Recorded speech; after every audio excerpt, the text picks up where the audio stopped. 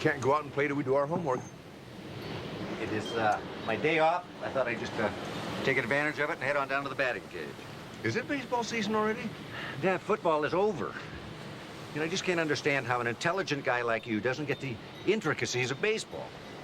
It never fails. When somebody tries to compliment you on your superior intellect, they do it by insulting your intelligence. Dad, you just never gave baseball a chance. It is so interesting. For CPAs and statisticians. What, are you kidding? It is non-stop strategy. When you're at a baseball game, you can't stop thinking. How about beer and hot dogs? Well, that too, light, regular, mustard, ketchup. I'll get that.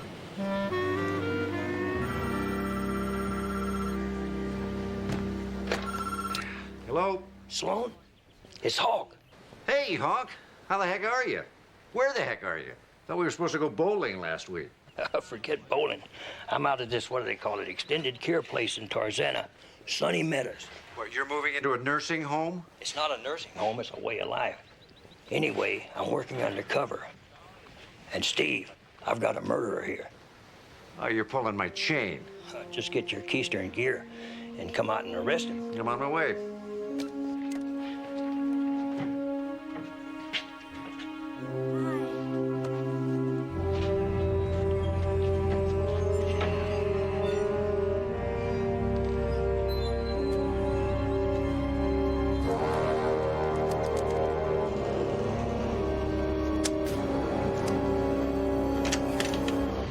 Ever since he pulled the pin, Hawk's been trying to crack cold cases. Had any luck? He claims he's cracked a murder case. Needs me to make the arrest. Feel free to use my bat if you want to go on down to the cage. Thank you. See ya. Say hello to old Hawk. All right.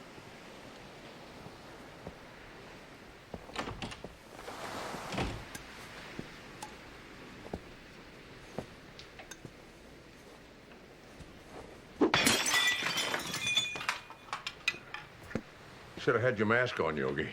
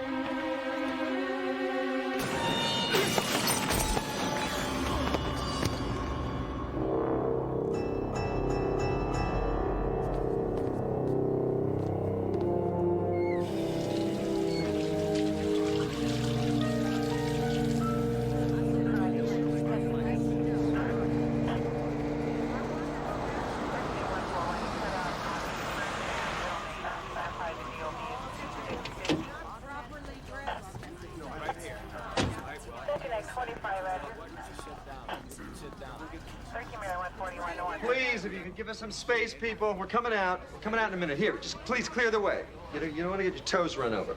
People? What's going on? There's been an accident. If I could just ask you to stand back or move on. An accident? Dave Hawkins? Yes. How serious is it? Please, man, please. I'm sorry. I can't discuss this with you unless you're a relative. I'm a friend. A good friend. What happened? He slipped in his bathtub and drowned. Drowned?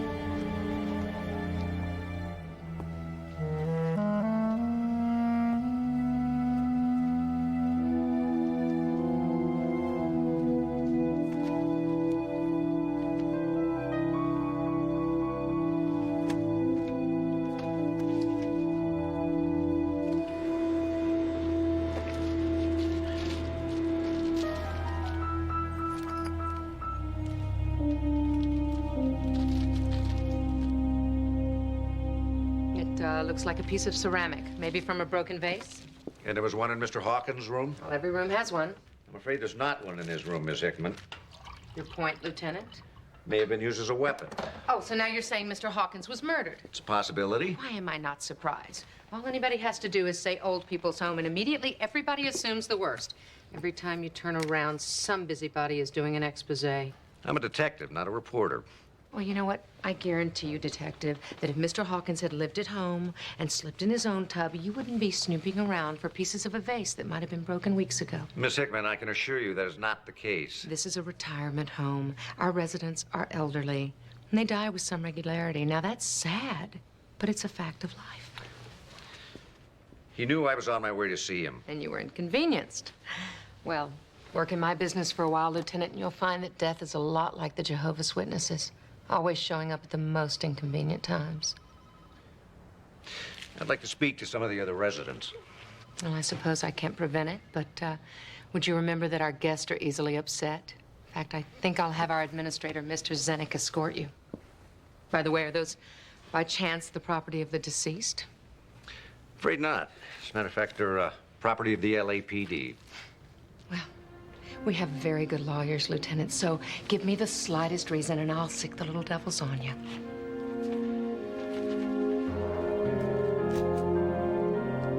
How well did you know Hawkins? Not very. I mean, he just moved in a few weeks ago.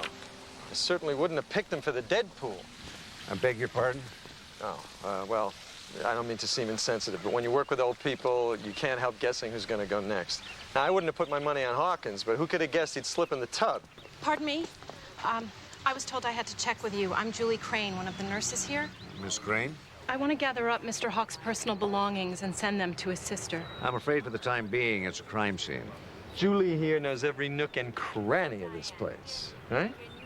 She can introduce you to anybody you could possibly want to talk to. I do have other responsibilities. How well did you know Mr. Hawkins? I knew he was an ex-policeman. I knew he was widowed. And I knew he was what, being from Arizona, I call a cactus pear. Tough exterior, pure mush on the inside. Dave Hawkins cheated at gin rummy. What more do you need to know? He did not. Just because you couldn't beat him, Jimmy, didn't make the man a card cheat. Didn't even make him particularly a good player. Do you suspect foul play? Why, do you have reason to believe he was a victim of foul play? Of course not. For crying out loud, why would anybody go to the bother of knocking off one of us? Wait a week or so and the Grim Reaper will handle it. No muss, no fuss. Have you come up with a motive? Motive, schmotive. Estelle here thinks she's a regular Mrs. Maple, like in those mysteries she has in that gadget of hers. Her name is Miss Marple, Mr. Smarty Pants. I have almost all the Agatha Christies right here in my little e-book. If you ever want any, you're very welcome to read them. A big waste of time, if you ask me. You know, maybe if you had read more mysteries along the way, you might have honed more skills in logic. I was a football coach, woman. There's nothing more logical There's than football. more to life than football, Jimmy. But there's nothing more important. Oh, Jimmy. Jimmy was a coach, a football coach, for 38 years. Who knew Hawkins the best? Oh, it gotta be Bud Ellison. You're right. Did Hawk ever discuss his police work with you? No, we didn't talk shop. We pretty much stuck to sports and women. Did he have any enemies you're aware of? Not that I can think of. He cheated at cards. Around these parts, that made him a paragon of virtue. Boy, I hope that garbage strike is over soon. Things are piling up all over the place. Don't remind me, we'll make a trip out to the dump this weekend. Did you finish the autopsy on Dave Hawkins? Yes, I did, and he definitely drowned. As for the bump on the back of the head, I'd have to say he slipped in the bathtub. No, I don't believe it. Is there some rule that old cops can't slip on porcelain?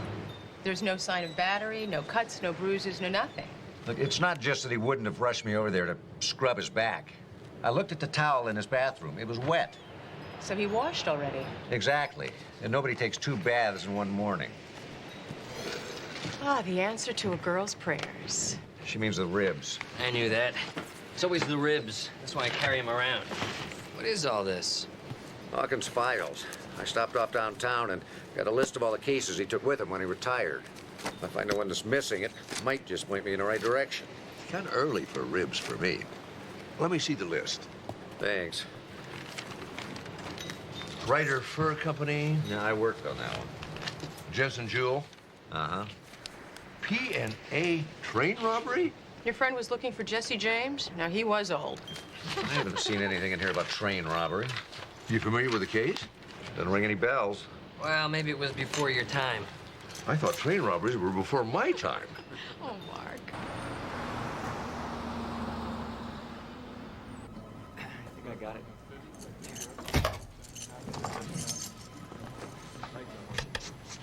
Borrow your flashlight? Yeah, sure. Here you go. Thanks. I'll be right out here.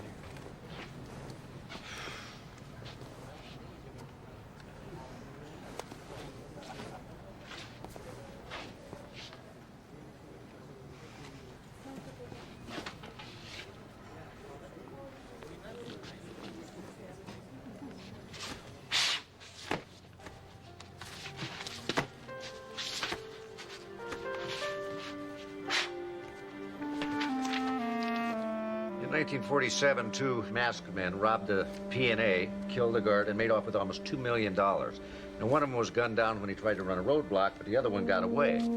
The guard was able to give a description before he died. And you want to know what he looked like today? Can do. Can try.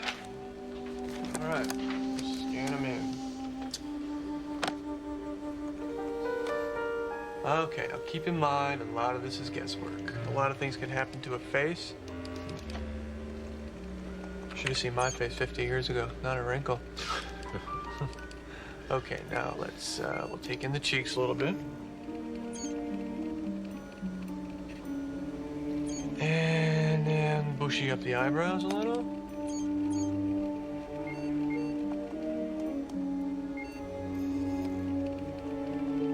And then we'll bring down his jowls.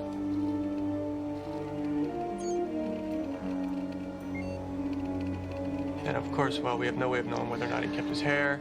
I don't think he did. Okay, bald he is. You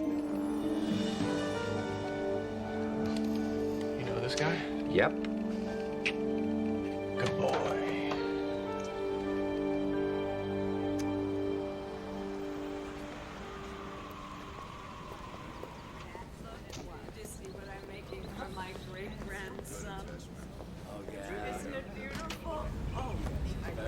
You must like this place a lot more than I do, the way you keep hanging around. You seen Bart Ellison around?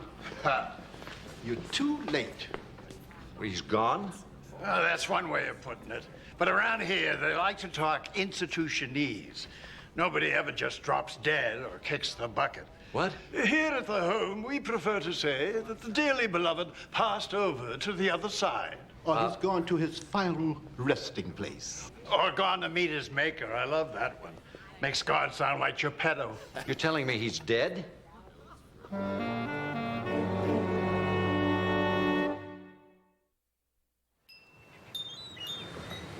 He died from an overdose of sleeping pills, so we can't rule out suicide.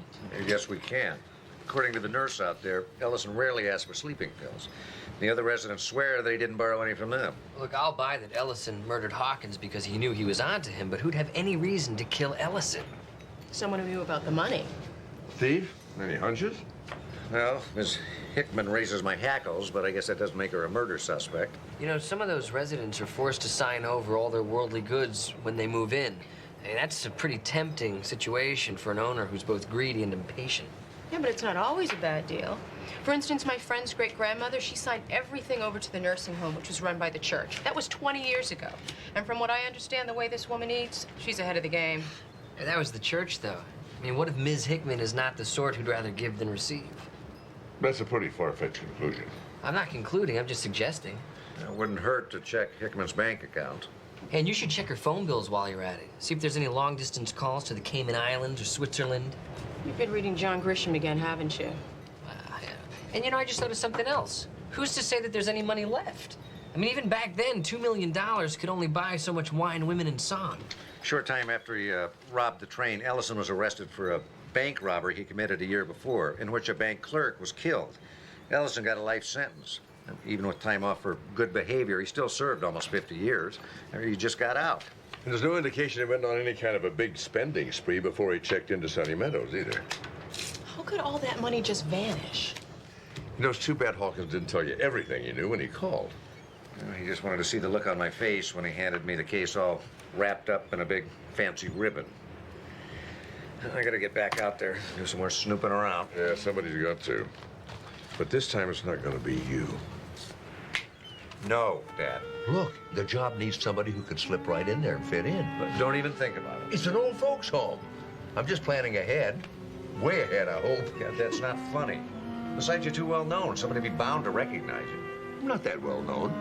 And I'll disguise myself as an old man. You're a relative of Mr. Brinkley. Drink tea? No, coffee. I prefer coffee. No, actually, I'm just a good friend.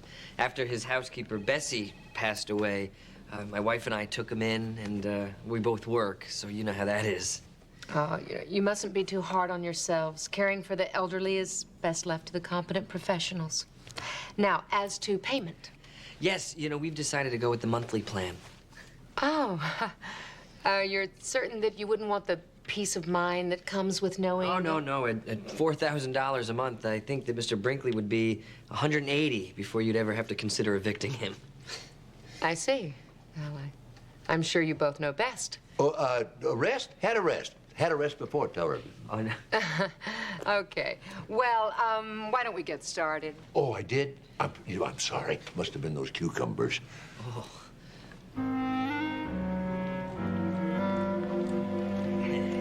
Real nice. Planning to clean behind it, Miss Crane? Oh, Miss Hickman wants all of Bart's personal items cleared out of the room. We have a new resident. Here he is, our new boy, Mr. Brinkley. Welcome. Mr. Brinkley, I hope you'll be very happy here. We can never have too many handsome men around. Oh, I bet he heard that one okay. Oh. What have we here? It's to you. Dear Julie, you have been the one ray of sunshine in my miserable life. So this is for you. Sorry it can't be a Picasso. Oh, please give it a good cleaning, a new frame, and a place in your heart. So you'll never forget your friend, Bart Ellison. Isn't that sweet? What, eat? Yep, I'm sure ready. Yeah, macaroni and cheese, if I'm not mistaken. Yep. Swinburne's. How'd you come up with this place? Once my dad found out that Ellison went somewhere in a cab the day he died, it was no trick to find out where he'd gone. You really think he bought $2 million worth of antiques? We'll soon find out.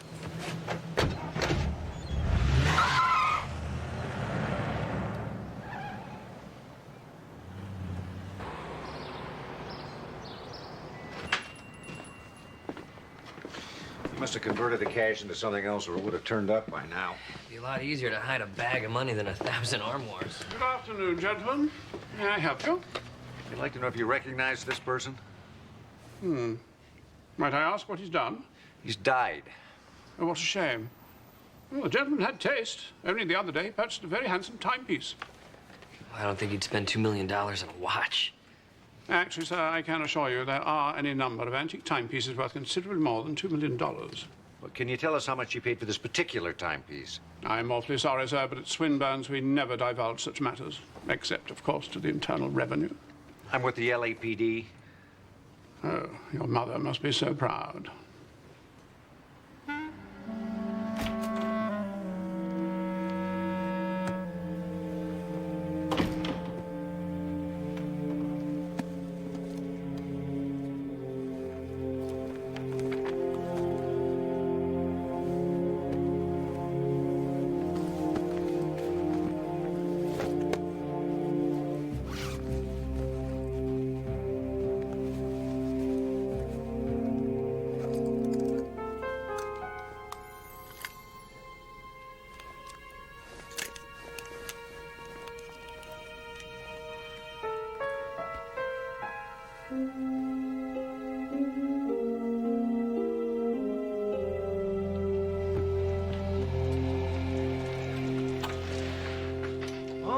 Redecorating?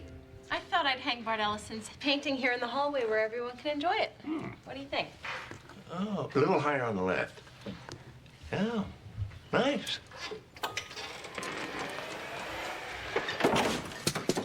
I'm fine. Everything's just fine. I want you to tell everyone how you feel. Yeah. Go ahead, come on. Well, I mean, you know, I only first met him 3 weeks ago. What are you watching? Oh, crapola. That fellow with the little piggy eyes is married to the lady with the goiter. But he's really stuck on his brother-in-law. No. The lady with the goiter is his sister. He's married to his sister? Doesn't that make him his own brother-in-law? Wouldn't surprise me. Even football isn't what it used to be, with all that padding and all those sissy rules protecting the quarterbacks. They're turning the greatest game ever invented into a damn sewing bee. The way you two carry on, I'll bet you all those people are actors. You think they just went out and found an actress with a goiter the size of Wyoming? Oh, yeah, I bet she gets a lot of roles. You can't take these shows seriously. It's like the wrestling, right, Isaiah? Actually, it's a nice change. Seeing all these folks worse off than ourselves. What are you talking about? They're young. How could they be worse off? Old is bad. Stupid is just stupid.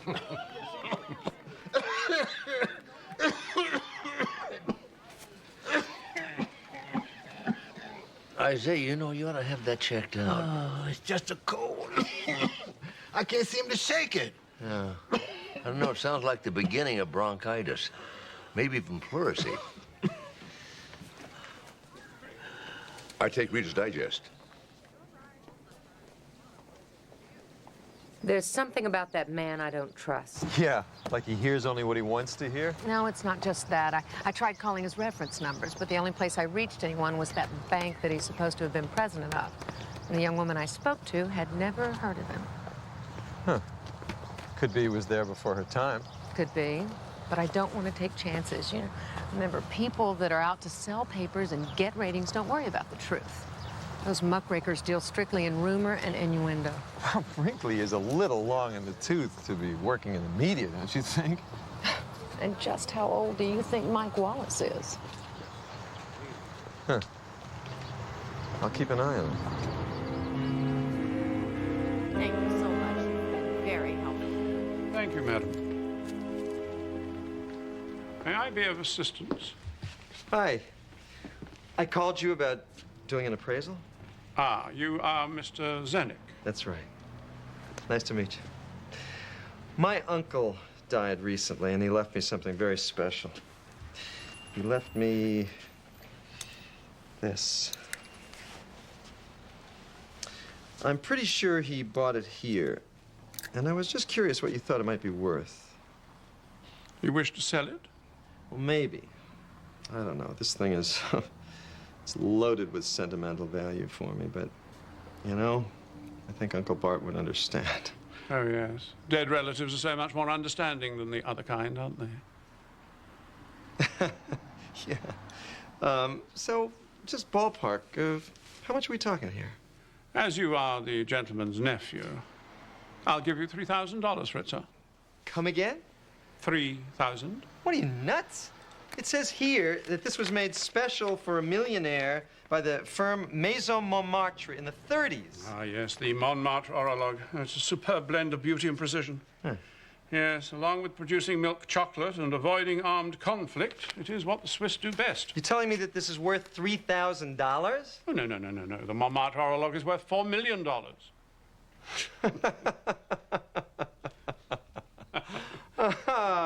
I knew it.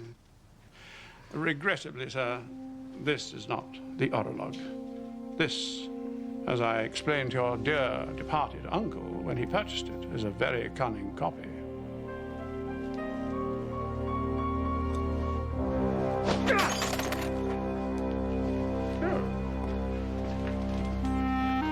You are difficult to shop for, aren't you?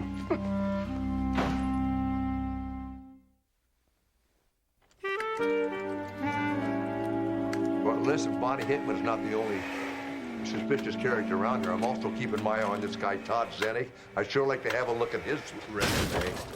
What was that? No, nothing. Something's going on. I know you, Dad. I can tell when you're not telling me everything. Well, there's nothing to tell.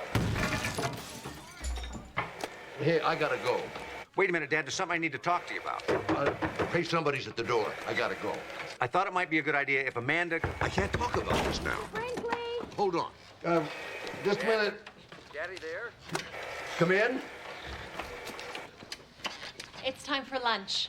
Oh, I'm not very hungry. We're having your favorite. Macaroni and cheese. What are we waiting for?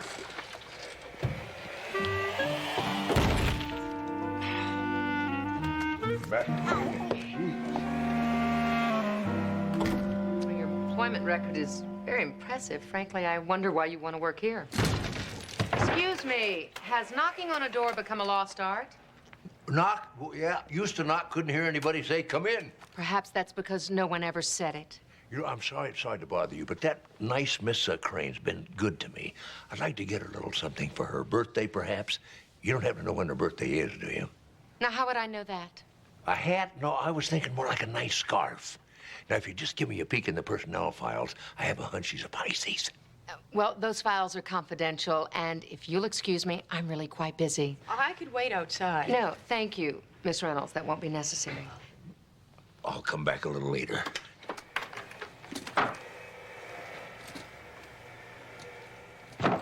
Okay, I'm sorry. As I was saying, your regular community general seems excellent. Do you mind telling me why you want to leave? Well, believe me, Miss Hickman, I have no problem working hard. Matter of fact, I love to work hard. But they work me like a dog over there. I've got 2 kids. I simply want a job that has regular hours. Well, Miss Reynolds, I guess that's that. If you want the job, it's yours. Well, thank you. You can call me Charlene. Thanks, Jimmy. Bye. What are you doing here? Scared me half to death. We thought it was a good idea if you had a second pair of eyes out here. Besides, Steve was supposed to call you and let you know I was on my way. I don't think I can take care of myself, do you? It's not that. Hawkins was a tough cop, and Ellison was a killer, and look what happened to them because no one was watching their back. Listen, the only danger to me is tapioca, poisoning. You get it twice a day. Well, Mr. Brinkley, my name is Charlene Reynolds. Miss Reynolds, nice to meet you. Listen, as long as you're here, there's a nice man down there named Isaiah Patterson. Got a very nasty cough. Have a look at him, will you? Okay. Okay.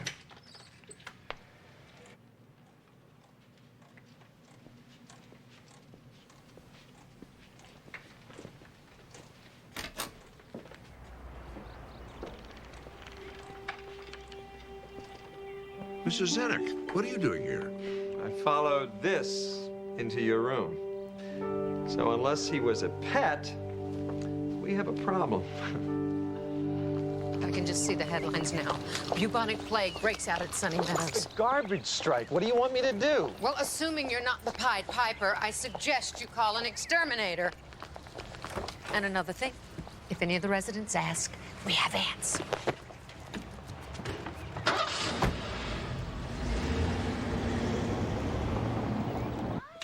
Stay bundled up, Mrs. Jackson.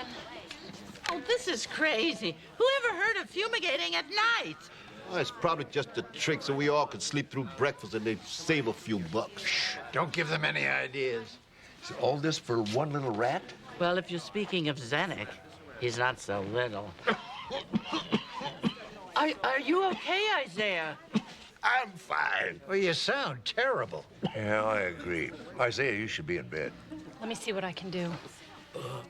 Oh, it's a shame that sweet girl isn't in charge instead of that awful Zenek. Yeah, doesn't seem to be cut out for this kind of work, does he? Really makes you wonder what he's doing here. Pest control.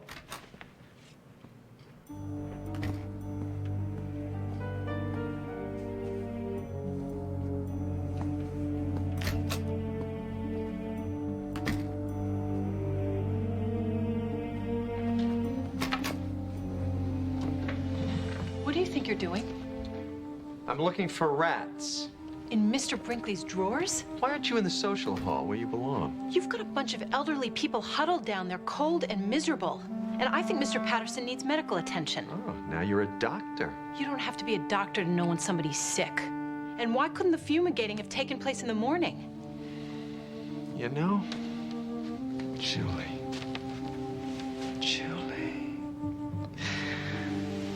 I get the distinct impression that you'd be a lot happier working somewhere else. No, I'd be happier if you were working somewhere else. You're fired. You don't have the authority to fire me. Watch me. I'll give you 15 minutes to clear out of here.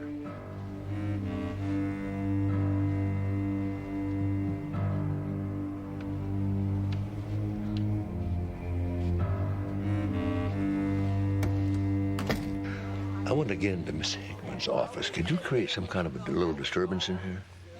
Why don't we just burn the place down? How about something a little less drastic? How about we set fire to the kitchen? It'd be a public service. How about you and I raising a little ruckus? Can you do that?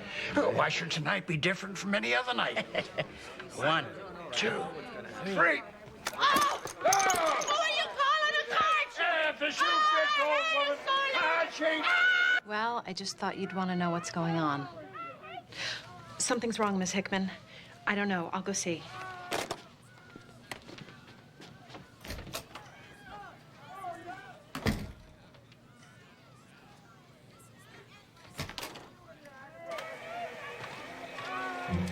You cheated cards. You cheated checkers. I've seen you cheat at chess. What's going on? Well, He said some terrible things to me that a gentleman would never say to a lady. That's right, and I would never say them to a lady. Oh, well, you're lucky I'm a lady or I'd knock your teeth out.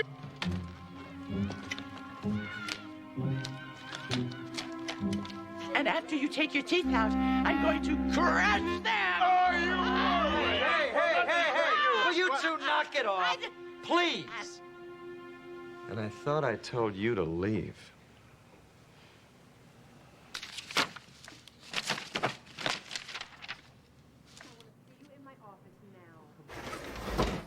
What were you even thinking? I was taking care of a situation in the most efficient way I could. You didn't even have to be here. I would have handled it.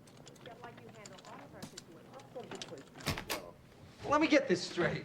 I find a dead rat. You tell me to call in a fumigator. I do, and now you're upset. I didn't tell you to do the job in the middle of the night. Oh, it's hardly the middle of the night. Well, it is to these people.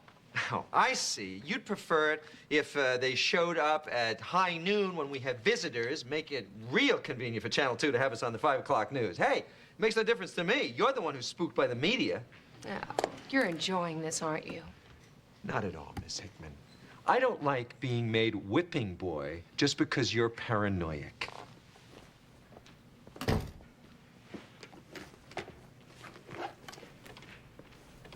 Excuse me? What? Is it the invisible door? Doesn't anybody even see it?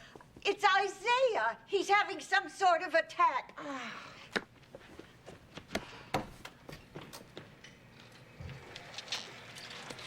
Thank you.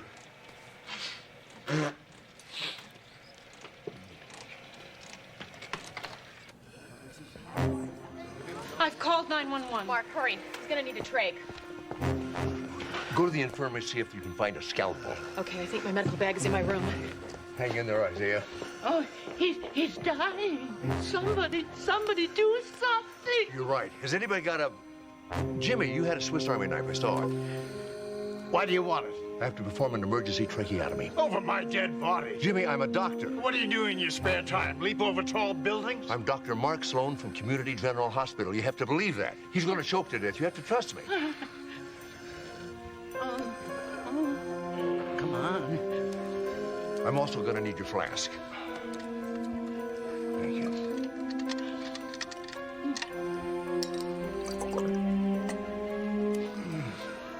If he dies, there's nobody to blame but Jimmy Corley. All you did was try to save your friend. You did right. You did.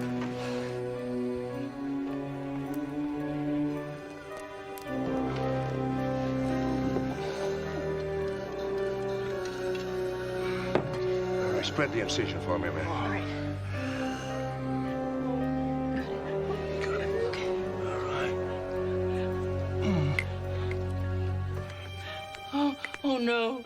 Oh, no. He is. Oh, he's gonna be all right. He's gonna be all right. Oh. Look at Jimmy. Good work, Mark.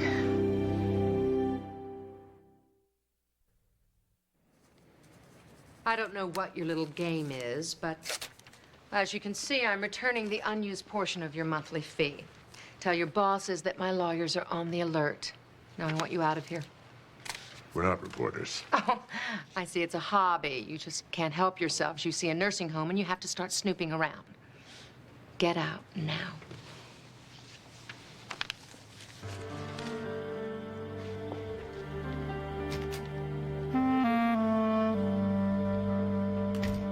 All the good ones are leaving. First Julie, now you.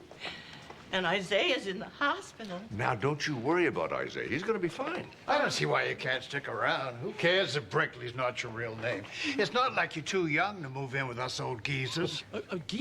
I'll geezer you. Well, you know, I'm just sorry I couldn't do what I came here to do. Oh, you were here for Isaiah. That's what matters, Doc. Without you, he'd have been a goner. Oh, baloney. A man that could have handled it fine. You're forgetting the only reason why I'm here is because you're here. Oh, you're not going to be here for the sweetheart dance. Oh, and now that you can walk, I was looking forward to a cha-cha. Estelle, believe me, you're not missing a thing. Oh. Never thought I'd say it, but I'm gonna miss you, Doc. Well, there's nothing says I can't come and visit, is there? Oh, sure. People always say they're going to visit, but they hardly ever do. Who can blame them? Who'd want to be here if they didn't have to be? Well, are you kidding, Jimmy? This is a great place. Oh, Jimmy likes to complain. I keep telling him there are worse places to be in. And far worse people he could be spending his days with, too. Oh. Bye. Bye. Jimmy, see you, Doc. Bye, Amanda. Bye-bye. Well, lighten up, Estelle. You've still got me. Oh, no. You know, if you believe Zenek's personnel file, and I guess Hickman did, you'd take him for a cross between Jonas Salk and Mother Teresa. The fact is, before Sonny Meadows, the closest he ever came to working in an institution was the laundry at Leavenworth. How does he figure in this? It turns out he's the grandson of Sid Hurst, who was Bart Ellison's partner in a train robbery job. He's been tracking down the money all this time? Well, probably figured that Ellison double-crossed his grandfather and he feels entitled. But how do we tie him to a murder when we can't even prove there's been a murder? And where's the money? If Zenek hasn't found it by now, I'm betting it doesn't exist. Wait a minute, garbage. Excuse me? I'm just thinking about that garbage strike. Hey, Zenek!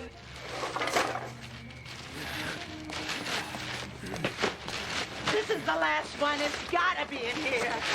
What the hell are you doing? None of your business. I get paid to make everything at Sunny Acres my business. Estelle, get inside before you catch your death. And you, get out of here! Get out! Before I have you arrested for trespassing. I'll leave when the party's over.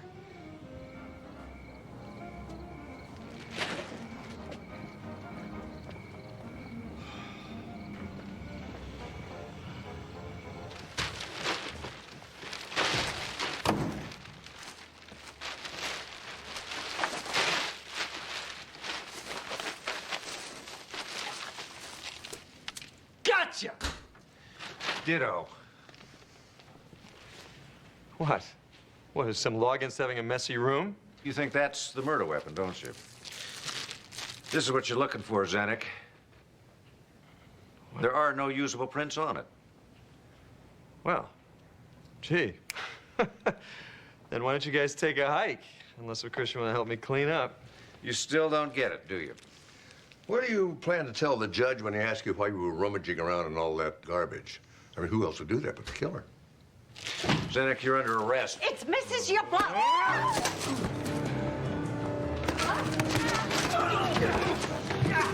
You all right? Kick ass! Right. Jimmy, no! You should have punted when you had the chance. Oh. Get out of my way. You all right, Jimmy? Oh, I'm fine. It's like Mr. Howard used to say. Hit him low, hit him hard. And if they get up, hit him again. Right, Estelle? Right, Jimmy! My imagination, you waiting for him down here. Oh, and no disrespect, but you and your son are a couple of kids. You don't send boys to do a man's job. You look at that. It looks like a Picasso.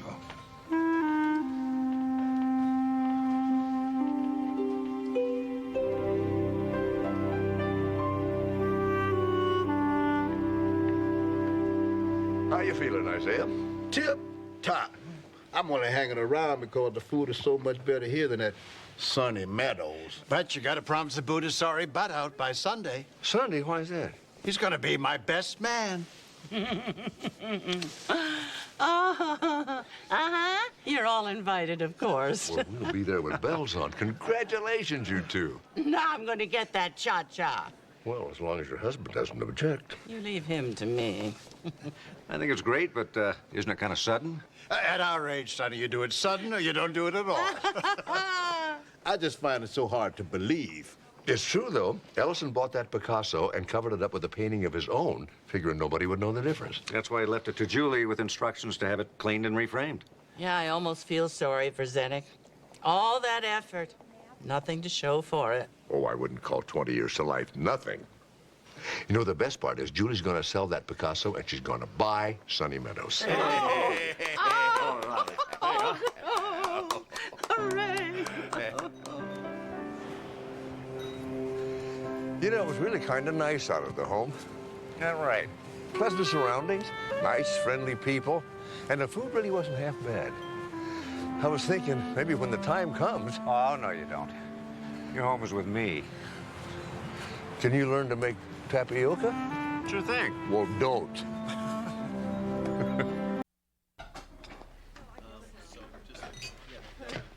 Alex? Alex! Hey! Hi. You know, they have a sleep disorder unit at the hospital. I'm fine. Everybody out! Now! Whoa, hey, let's take it easy, okay? Hank, don't do this. Sit down! Please, Hank. Shut up! Just give me the gun, okay? Why don't you go get the blinds? Okay, look, I'm gonna do something for you, okay? And then I want you to do something for me. I want you to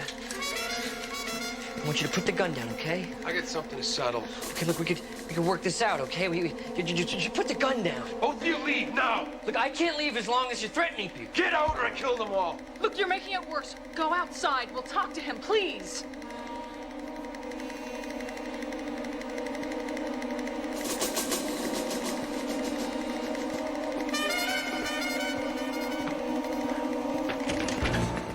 I'm gonna make you sorry for what you did.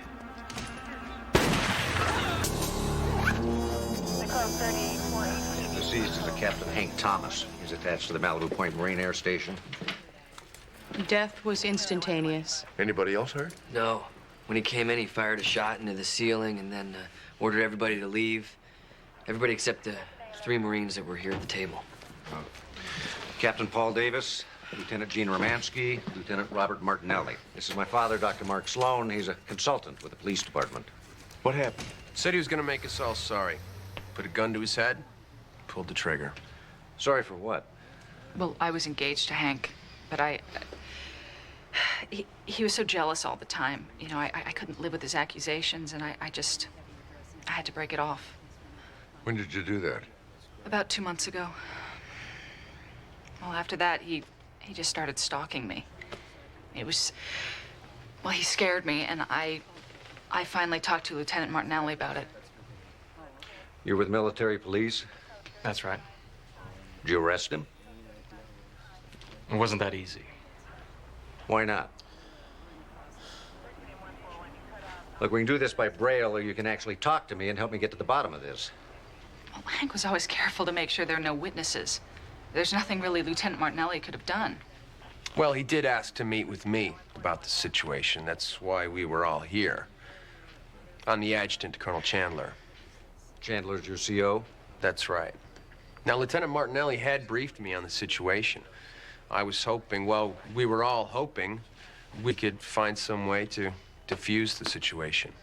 I just can't believe he killed himself.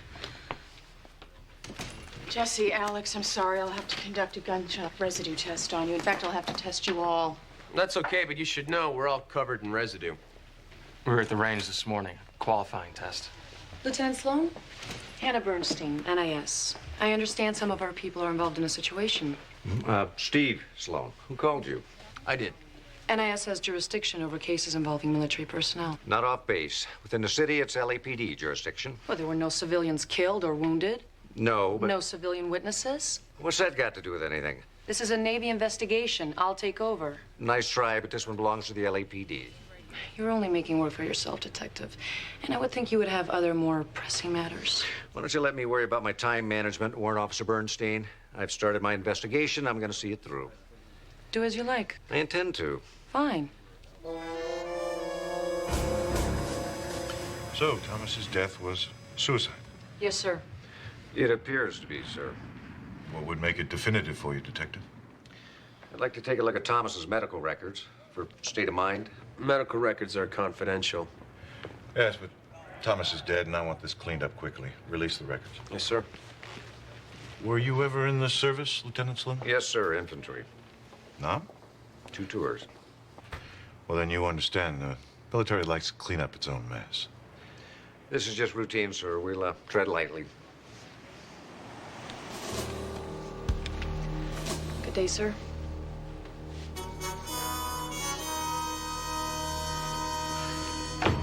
Warrant Officer Bernstein.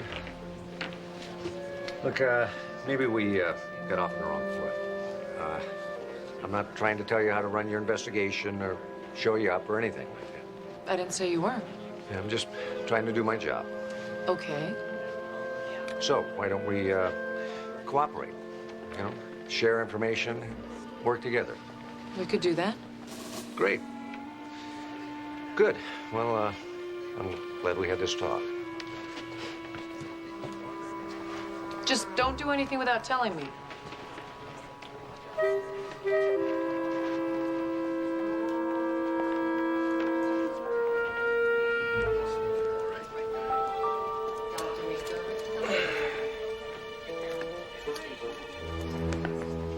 You okay? Yeah, it's just been a long day. It's only 10 o'clock. Well, I didn't get much sleep last night. I was working a double shift at the mini-mart, and then I still had to study when I got home. What time did you get to bed? You remember what med school was like? Fortunately, I forgot all about the not sleeping part. I'm glad I ran into you, though. I was wondering if you had any odd jobs that need doing around the house or anything. You looking for more work? Well, I don't have my dad to go to anymore for help, and I'm a little short. Pretty much got to take care of everything on my own. Well, Alex, I admire your work ethic, but I'm a little worried about your studies and your health. It's temporary, just until Barbecue Bob's reopens. Who knows how long that's gonna be? Has anyone seen Jesse? Not this morning, no. I think there's a problem with the Thomas autopsy report. I think we should call Steve.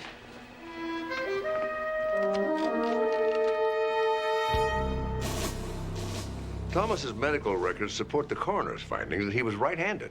I could have told you that. I used to play softball with him. You were friends? We weren't friends, but I knew him.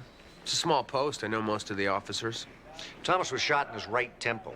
Now, why would he take the gun in his left hand and try and shoot himself in the right side of his head? I don't know. He was holding the weapon in his left hand. Why would he do that? I mean, if he was right-handed, why would he hold the gun in his left hand? I don't know why he did. I know that he did. The coroner only found traces of gunshot residue on his left and significant residue on his right. So what? I'm left-handed. I do lots of things with both hands. For example, I bat right-handed. Which hand do you shoot with? What does it matter what I do? Hank Thomas had a weapon in his left hand. He shot himself in the head. I saw him. Now, you can ask your friend Dr. Travis. He saw him holding the weapon in his left hand.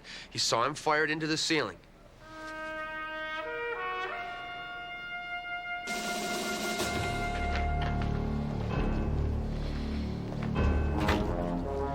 He's hiding something. How do you know? Gut feeling.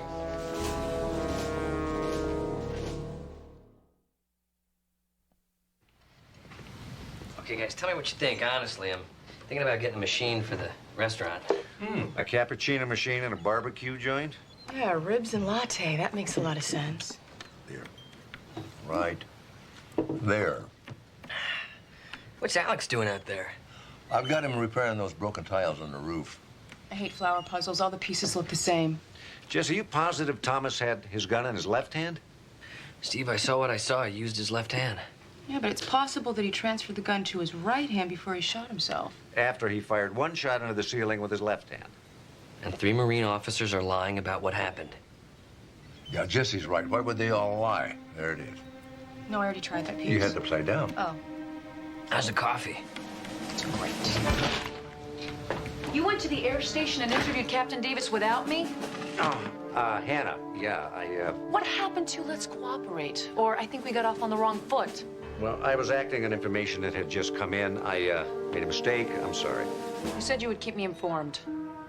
I know, I, forgot. I'm sorry. Can we talk about it? I'm sorry.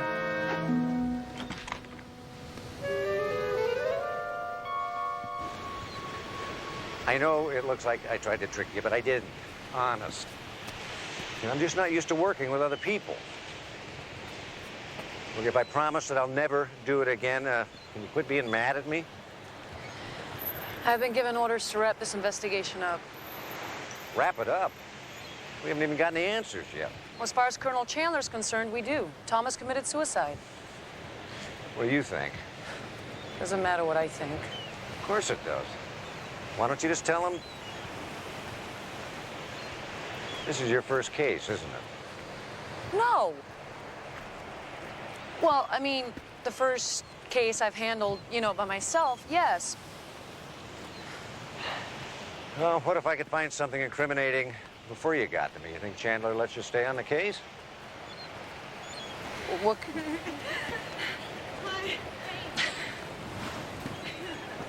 What could you find? Think you could get me into Thomas's quarters? Are you crazy? Yeah, a little bit. How about you? Little.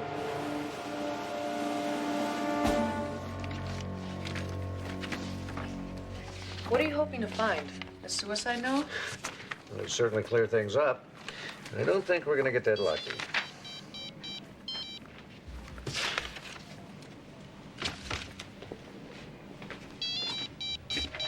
Over there?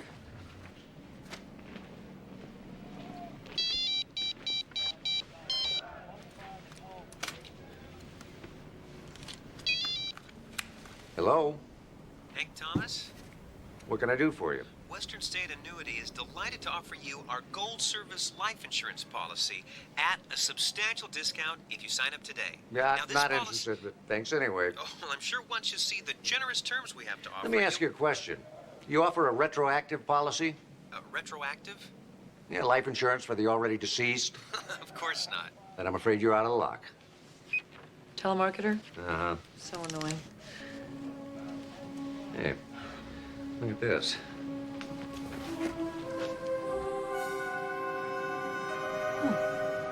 Can you retrieve them?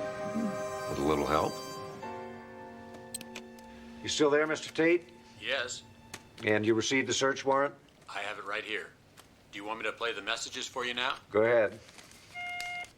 Hank Thomas, this is Mega Hits Movies. The 2 videos you reserved are ready for pickup. We're open until 11 tonight. Hi, this is Vinny at the Pro Shop, confirming your tea time for 2:45. Thanks. He reserves videos, makes a golf date, and then commits suicide? This is Susan Chandler. Please call me when you get this. It's important. Thank you. Susan Chandler? Colonel Chandler's wife. I'm confused. I thought Thomas's death was ruled as a suicide. We haven't made a final determination on that yet, Mrs. Chandler. Your message said it was important for you to talk to him. Can you tell us why? Well, certainly, but it had nothing to do with his death. Would still like to know, ma'am. Well, my husband's being promoted to general, and Captain Thomas was personnel officer at the station. And what I needed was a list of all the pilots, so I could invite them down to the officers' club for a surprise wedding down party. A wedding down party? It's a celebration to break in or wet down his new star with a few drinks. Did Captain Thomas call you back? No, I never heard from him. Thank you very much for your time, Mrs. Chandler, and we're sorry to have bothered you. You didn't think that maybe the investigating officers would want to know about that phone call? No, I couldn't imagine what my phone call would have to do with his death. And then I heard the investigation was closed. Not by the LAPD. Well, I'm sorry I couldn't have been more help. Good day. Nice to meet you.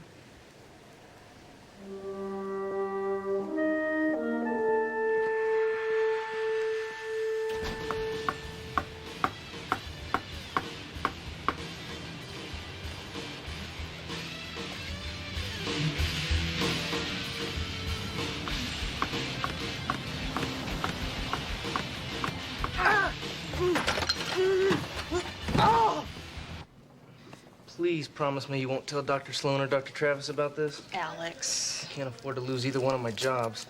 You could have fractured your arm or your leg or worse, and then where would you be? It was an accident. It won't happen again. Sit down. I'm fine. Alex, you don't have to kill yourself working 3 jobs to pay for your medical education. There are other ways. Well, I can't take out any more loans. I'll be paying them off until I retire. What about the Army? The Army? No, I don't think so. You know, they'll pay for your medical education if you just give them a few years' service. Amanda, I don't know if you've noticed, but I'm not exactly the military type. And how do you know? Have you talked to anybody about it? Do you have any idea what the military is like these days? Well, Then don't cut off your options until you know what you're talking about.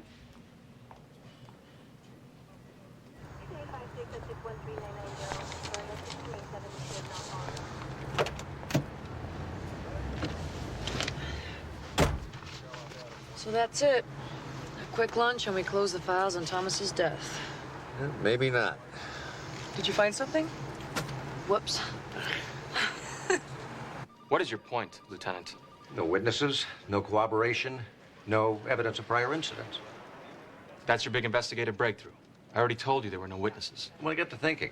Maybe there were no witnesses because it never happened. What, you think Romansky just made the whole thing up? She just came to me out of the blue and said, help me, my ex-boyfriend is stalking me. Thomas doesn't fit the profile of a stalker, not even close. You saw the letters he wrote to her? They were in his file. I saw some very incriminating typed letters, unsigned. How do I know they were from him? You're going along with this? Just because the letters were unsigned? Well, there is one other thing.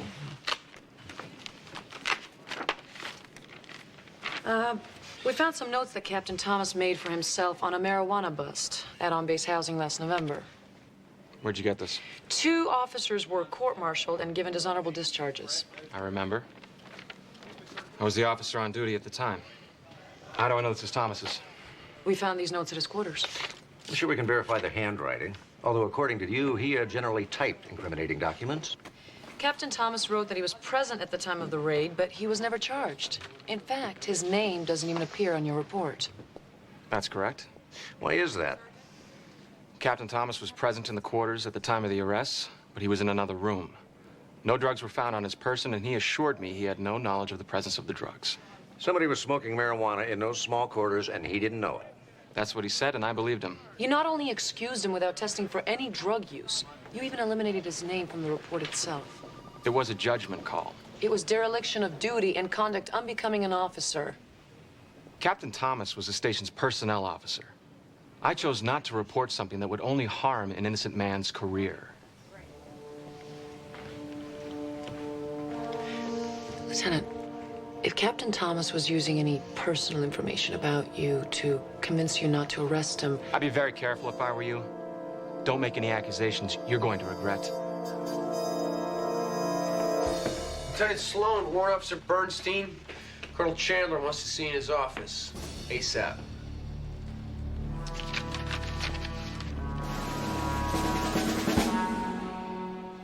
You said you would tread lightly. Sir, there is a limit to how lightly you can tread and still manage to conduct a criminal investigation. You've gone to my personal quarters, upset my wife, ruined what would have been a wonderful surprise for me. Now, if that's treading lightly, remind me never to go on a recon mission with you. Sir, we are following a legitimate investigation. The investigation of a suicide. Now, look, Captain Davis told me about this right hand, left hand crap. It's nonsense. I may not have any jurisdiction over the LAPD, but Warrant Officer Bernstein, I want your report on my desk tomorrow morning. Your final report. Is that understood?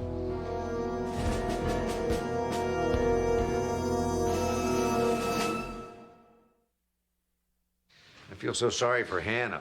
It's her first case. She feels like she's failed. Well, I guess if you're a naval investigator, you're supposed to follow orders, not hunches. Yeah, I guess. You know, I hate to admit it, but maybe Colonel Chandler's right. We're looking so hard at this thing, we're making something out of nothing. No, there's just too much that doesn't smell right. Even the gunshot residue alone is enough to keep the case open. Well, GSRs aren't always reliable, you know. What, are you kidding? Yeah, there's always room for doubt. Not in this case. Thomas had only a small trace of gunshot residue in his left hand. And if he in fact fired the gun, he had to have done it with his right. Sloan here. Oh, hi. Yeah, I can meet you there in about an hour. All right. It was Hannah. She wants me to meet her at the air station. Says it could have something to do with the case. So much for following orders.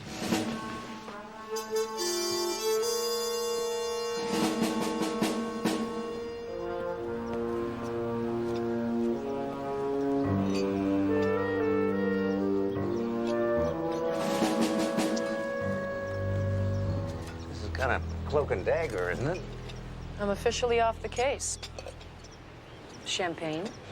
Non-alcoholic, I presume. We're both on duty. So,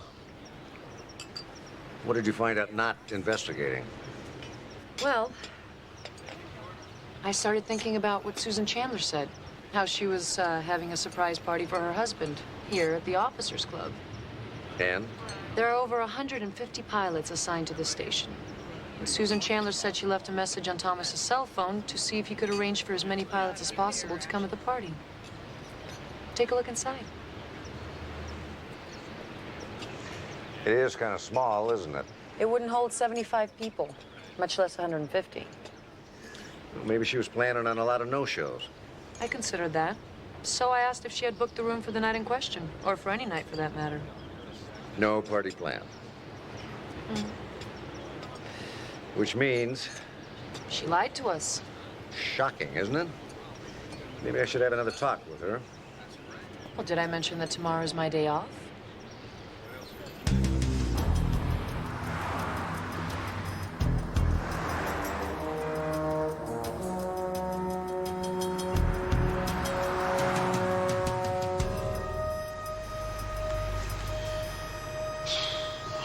No, nothing more thrilling than a day spent on surveillance, huh? You don't think this is exciting?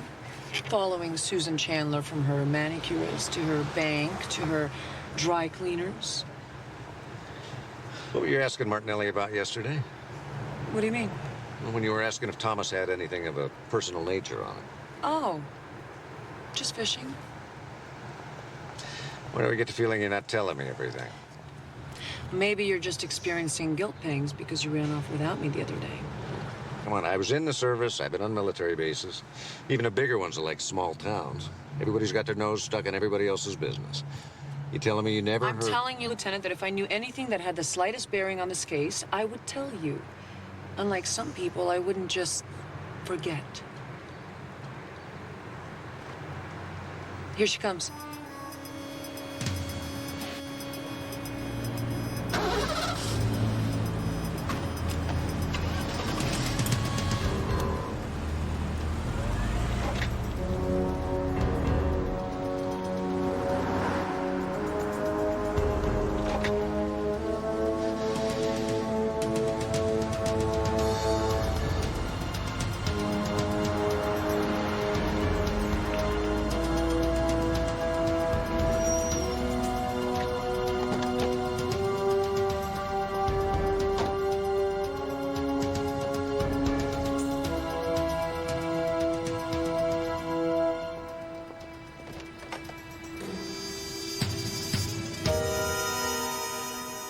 Well, what do we have here?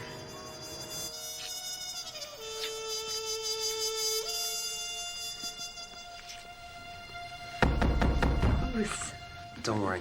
It's probably just a maid. You think this dump has a maid service? Captain Davis, Mrs. Chandler. Open up. It's Steve Sloan, LAPD. Police?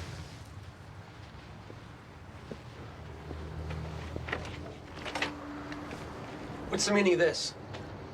Can we come in, or would you prefer to talk about this in public? What are you doing here? It's not very smart to lie to the police, Mrs. Chandler. I don't know what you're talking about. We want to know why you left that message on Thomas's cell phone. And we prefer the truth this time. All right. The message is easy to explain. Funny, it wasn't the first time around. Obviously, Susan and I are having an affair. Thomas found out about it and was threatening to tell the colonel. Susan was calling him to ask, to beg not to tell him. Is it possible you've already dissuaded him? Permanently, perhaps? You really don't give up, do you, Lieutenant? You got that right, Captain. Why did you lie to us, Mrs. Chandler? I don't think that's any more your business than it was Thomas's. Listen, after Thomas killed himself, we felt safe again. Now, why would we elect to broadcast our affair? Of course, by not doing so, you were impeding a criminal investigation. So, the intrepid crime-fighting duo has uncovered the truth. The adjutant is sleeping with the colonel's wife. Scandalous, disgraceful, irrelevant. Oh, I don't know, Captain. Blackmail's a pretty strong motive for murder. There you go again, talking about murder. Get it through your thick skull. Thomas committed suicide. How awfully convenient for you. Convenient for me, inconvenient for you. But that doesn't change the facts. Nor does it change the fact that you, Warrant Officer Bernstein, are disobeying a direct order from the base commander. So, do you want to tell Colonel Chandler, or should I?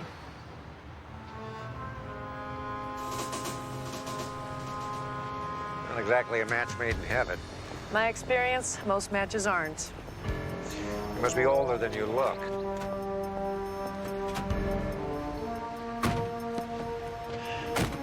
Anyway, I got a feeling that Davis is going to be a tough nut to crack.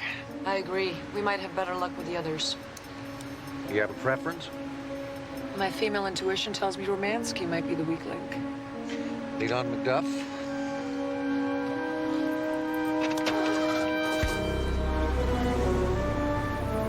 I was told I didn't have to talk to you, okay? On base, maybe. But the second you walk off this base, I'll have you picked up and brought in for questioning.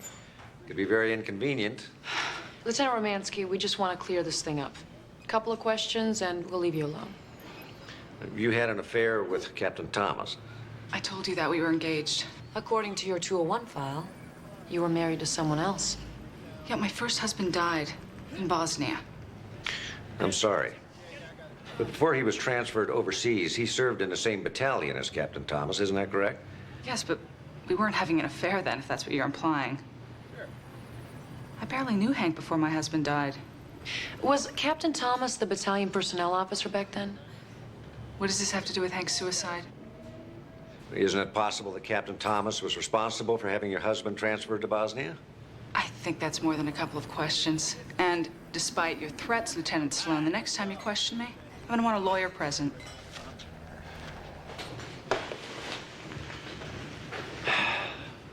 Well, that went well. Oh, I was doing fine.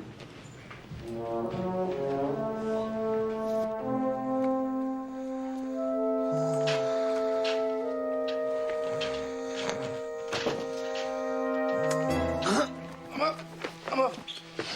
Alec, you missed your rounds. I'm sorry. You know, missing rounds can have disastrous consequences. As a doctor, your responsibility is to your patient, no matter how tired you are. I know. We have to do something about you, Alex. I mean, you can't keep this up. No matter how tired you are, somebody's going to get hurt or you're going to hurt yourself. You know, I've been thinking about dropping out for a while.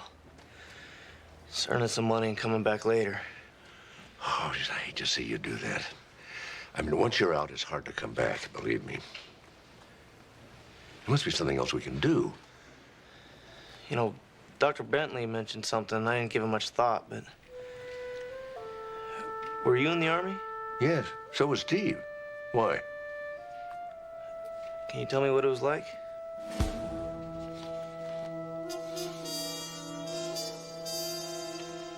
Me with my old MASH unit in Korea. God, I was barely older than you are right now. Was it rough? How do you mean? Well, being in battlefield conditions, treating those kind of injuries, I mean, how'd you know you could handle it? You don't.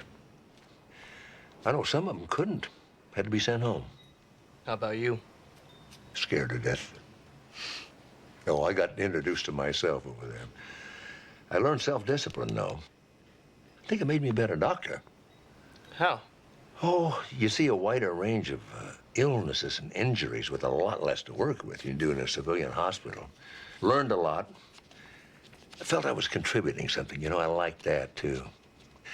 But, you know, that's the way it was for me. You got to find out for yourself, Alex. So that's Steve in Vietnam, huh? Yeah. With his platoon on his first tour. Is that Steve? No, that's Steve. Gosh, how can you tell? With the hair and the uniforms, they all look alike. Yeah, they do, don't they? Thank you very much, Alex. At first, I didn't see it. There's something that Alex said before. Jesse, do you remember anything about the three Marines when they first came in? Like what? Well, did they say anything odd or act strangely? Well, you know, I thought it was weird that they kept their hats on the whole time and they never took their sunglasses off, but I figured that was just military macho. Great. Anything else? I don't know, when I showed them to the table, one of them told another one, sit down, sort of like a command. Who took the order? I did. One of them asked for 3 specials. Which one said what? To be honest with you, Steve, I couldn't tell you. They all were in uniform. They had short hair. Exactly. They all looked alike. Yes, they did. They all looked alike. Hey, Steve, you and Amanda and Hannah come over here and sit where the 3 Marines were sitting. Oh, come on, Dad. I think I know exactly what happened. Sit here, and Jesse, you stay by the register where you were. Okay, we'll just do a run through here. I'll be the shooter, the left-handed shooter. Okay, let's just see what develops here. Okay, 3 identical Marines at the table and another one coming in the door. Everybody out! Whoa, hey, let's take it easy, okay? Hank, don't do this, please! Sit down! Please, Hank. Shut up! Look, why don't you just put the gun down, okay? Go pull the blinds. Okay. Okay, look, I'm shutting the blinds, okay? And now I need you to do something for me, okay? I got something to settle. Okay, look, we could work this out. Okay, just put the gun down. So you just leave now. Look, I can't leave while you're threatening people. Get out of here now or I kill them all. Look, you're making it worse. Go outside. We'll talk to him, please.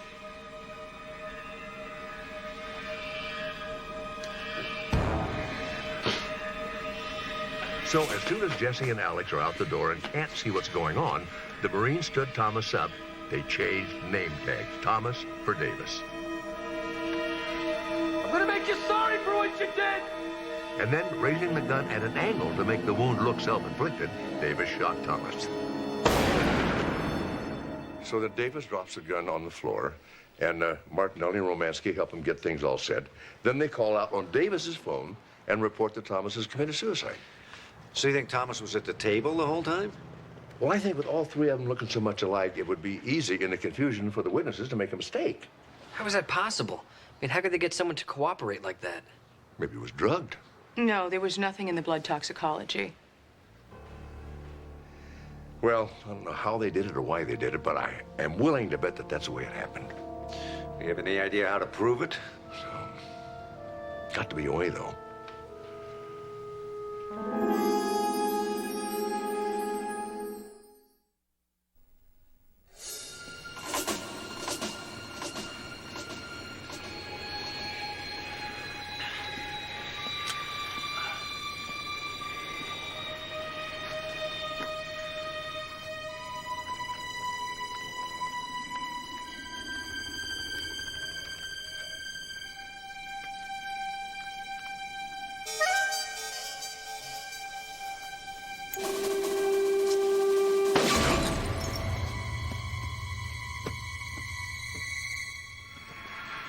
You're sure about this? Well, Jag considers her one of their top lawyers. Glad I'm not in your shoes, Lieutenant. Falling out among thieves is never pretty. You've made some mistake, ma'am. I'm the victim here. Somebody tried to kill me. And you have no idea who. No, ma'am. What about Captain Davis or Lieutenant Romansky? Why would they want to kill me? They're worried you might be the weak link in the murder of Captain Thomas. Forgive me for saying so, ma'am, but that's crazy. Whose idea was it to kill Thomas? Captain Thomas committed suicide, ma'am. That's what the three of you wanted everyone to think, but that's all falling apart now. I don't understand what you're saying. I thought I was here because somebody shot at me. Why are you questioning me about Thomas's suicide? Because they're connected. You know it, and I know it. Why was Captain Davis so concerned about a simple stalking case? Surely you could have handled it. Captain Davis was aware of the reports. He asked me about them. You originally said that you asked for the meeting with Captain Davis to seek his advice. I did, but Captain Davis had already asked me to keep him apprised of the situation. I don't think there ever was any stalking. I think Thomas threatened to ruin Captain Davis by exposing his affair, and Davis turned to you for help. And why would he do that, ma'am? Have you ever been to a bar in Calabasas called Hunky's? Excuse me? It's a simple question. Have you ever been to a bar called Hunky's? I don't know. Couldn't say that I have. It's a well-known gay bar, isn't it? I have a report that says that you've been there often. You knew about this. That's what you were asking him about. I thought it was pertinent to the investigation. With all due respect, ma'am, I don't believe you're allowed to ask me a question like that. Like what? I'm not asking if you're gay. All I'm suggesting is that if someone, say Captain Thomas, had proof that might suggest that you were gay, and you didn't want it found out, he might be able to force you into covering up any problems he might have. An arrest for marijuana, for example, which might make you willing to go in on a plot with Captain Davis and Lieutenant Romansky. There is no plot, ma'am. Then why did they try to kill you? I want to see you now.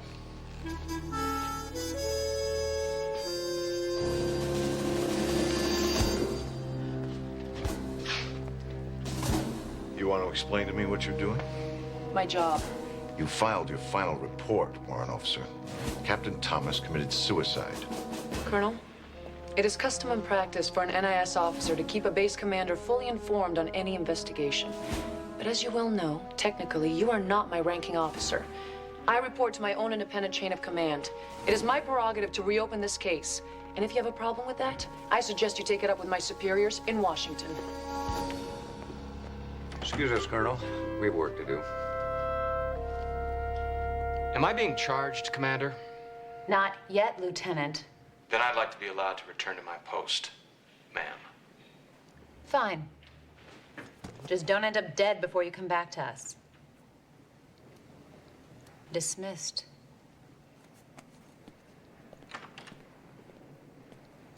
I thought we had it for a minute. Commander McPherson, would you have another moment? Yeah. What can I do for you, Dr. Sloan? I was wondering if you'd talk to a young friend of mine. Sure. You paged me? Yes, I ran the second toxicology on Thomas's blood, but it still Tested negative for drugs. You're familiar with Rohypnol? The date rape drug. Exactly. It causes a semi-hypnotic state, causing suggestibility and compliance. It's odorless, colorless, and tasteless. But more to the point, its effects last for 6 to 8 hours, but it's completely out of the blood in 2. So if Thomas was given Rohypnol over 2 hours before he was shot, he would have been susceptible still when he was brought to Barbecue Bob's. And made to sit down quietly with the others, but compliant enough to stand while Davis shot him. How do we prove it? I said the Rohypnol's out of the blood in 2 hours. However, it remains in the urine for up to 12. These are Thomas's uniform trousers. Now, when he was shot, his bladder voided. I went on a hunch, and I tested the stains, and they tested positive for Rohypnol. Oh, good work. Very good.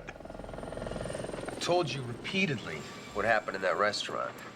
Now, your refusal to be satisfied is verging on harassment. Captain Davis, you're in the military and are subject to as much harassment as we deem fit to dish out, especially during a murder investigation. Oh, so it's a murder now? Always has been. Oh, you made a nice try at covering it up, but it's not going to work. Traces of the drug you used to dope Thomas were found in his urine. And we think we know your motives. Oh, what would those be? Thomas was going to reveal your affair and ruin your chances of promotion. And I suppose Lieutenant Martinelli and Lieutenant Romansky just went along with me out of the goodness of their hearts. Thomas knew that Martinelli was gay, and the lieutenant got tired of having it held over his head. As for Lieutenant Romansky, we're still checking, but we have reason to believe that Thomas was instrumental in having her first husband sent overseas, where he died. So you think I impersonated Davis and then shot him in the head? Yes.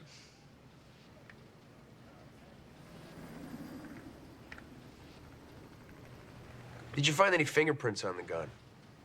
Only Thomas's. Any skin flakes? No. Any traces of fluoroquinolone? Fluoroquinolone? It's a hydrocortisone cream used to treat severe eczema. Well, in this case, dyshydrotic eczema, caught it at Camp Lejeune. See, even with the fluoroquinolone, I can't get rid of this stuff. And if I had shot Thomas, there'd be skin flakes and cream on the gun grips. So give it up. It was a suicide. I keep thinking about Davis and the smug look on his face when he held his hands up. We almost had him. And without proof, it's all just a bluff. He was right about the Rohypnol, too. You can take it as a sedative like Valium. Yeah, we know he wasn't using it that way, but knowing and proving are two different things. Took the old 45 out the range today, huh? Yeah, good way to blow off steam. You know, Thomas and the others were out at the military range before they came to Barbecue Bob's. Yeah, is that important? I got an idea it could be very important.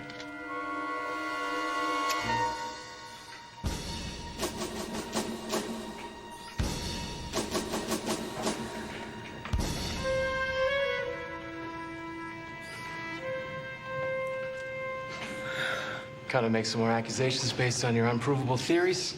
You've been talking to Captain Davis. What did you expect? Well, we really expected we'd have to get one of you to break before we could prove you were involved in this conspiracy. But then it became unnecessary. What do you mean? Well, I had the dynamics of this situation a little bit wrong. Davis didn't shoot Thomas. You did. What do you expect me to do, break down and confess? You guys are ridiculous. Thomas's prints were on the outside of his gun. So? Well, somebody had to reload Thomas's gun when you left the firing range. And your fingerprints were all over the magazine and the bullets. I didn't want to have anything to do with it. Shut up. Robert and Davis planned it. Look, Davis knew he would lose the promotion if his affair came out. Why did you go along with it? He sent my husband to Bosnia, where he was killed. I mean, he told me about it when I broke up with him, and then he bragged about it. He only did it so he could have me. I hated him. Jean, shut your mouth. He's bluffing. Just keep your mouth shut. And it's gonna be their word against ours. Smile. You're on candid camera. He's on the move. Let's go.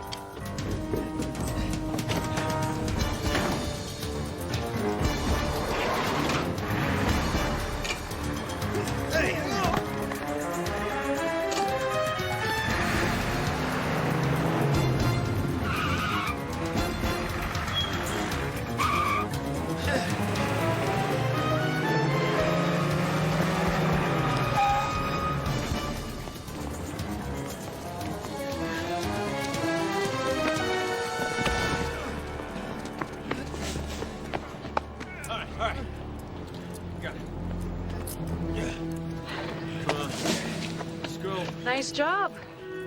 Yeah, it was, wasn't it? Did you get it all? I might even get you a segment on America's sloppiest police chases. Oh, funny. Not bad for an army guy. Sure you want us all here? Of course I do. You guys are my family. This is a big step. I know, and that's why I want all your support. I'm sure you're doing the right thing. Well, after I'm sworn in, the Navy will pay for me to finish medical school, and then afterwards I'll owe them 4 years of service. Until then, I'll be enrolled in the ROTC program. Here we go.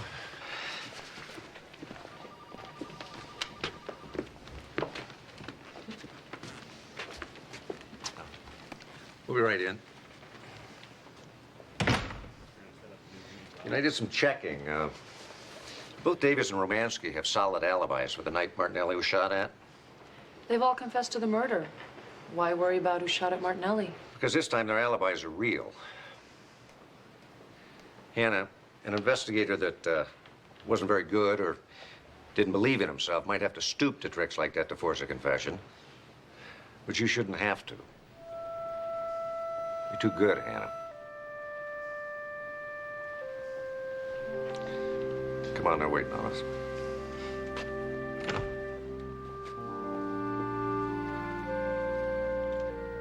And you swear to uphold the Constitution of the United States of America and protect her against all enemies.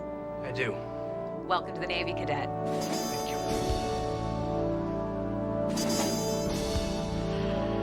Congratulations. Thank you.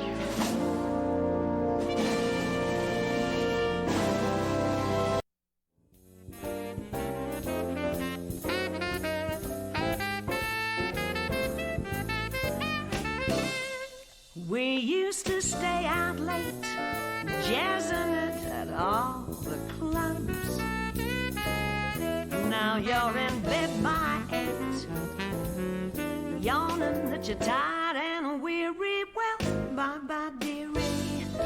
You were once exciting, now you're deja vu. That is why I'm writing this one song to you. That was great. Half hour, guys. Cappuccino's on me. Danielle, you want anything? No, thanks. Don't be long.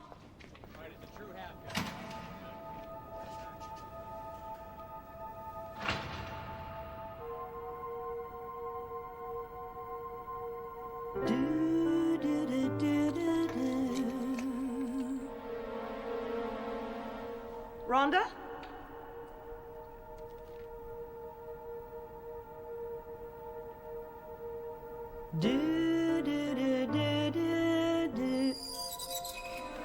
Guys? Who's there? Is anyone there?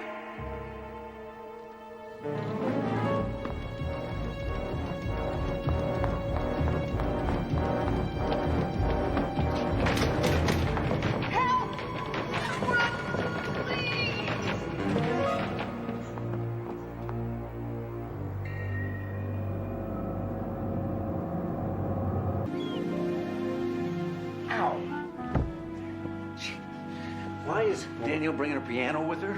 Not just a piano, a grand piano. And she's bringing it with her from New York. Yeah, well, you know how artists are. She gets nervous in front of an audience, and if she figures if she has her own piano, it's one less thing to worry about. I see. Oh, she's here. Dad, you look fine.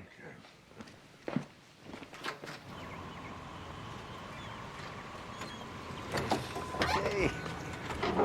Mark! Hi, beautiful. I am so glad to see you. Stephen, put one right there. Hey, I saw your reviews from New York. They were outstanding. Who'd have thunk it? About you, we always knew about you. Did my piano arrive yet? Not yet. They promised me it would get here before I did. Oh, I'm sorry. Mrs. Courier, one of my patients. Her blood work's back, and I've got to check it out right away. Oh, here it is. Steve? Yeah, Dad, I'll get Danielle settled in and see to the piano. You go. I'll see you later. Okay. I feel like I'm home. You are home. Mwah.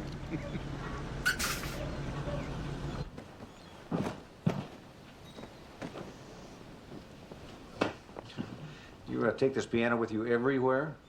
You think I'm a diva, don't you? No. No, I mean, if it helps you get over your nerves. Last week in New York was a perfect example. I was in a hall that I know, in a city that loves me, and I was so nervous on stage, I didn't know if I could speak. But the minute I sat down at the piano, my piano, it was just me, alone in my living room with an old friend. Piano tuner will be here in about an hour.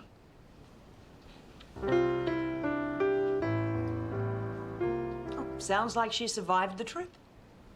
Dad says you're going to record a new album. All new songs? Mm-hmm. Tell me what you think of this one. This'll be the last time I say this to you.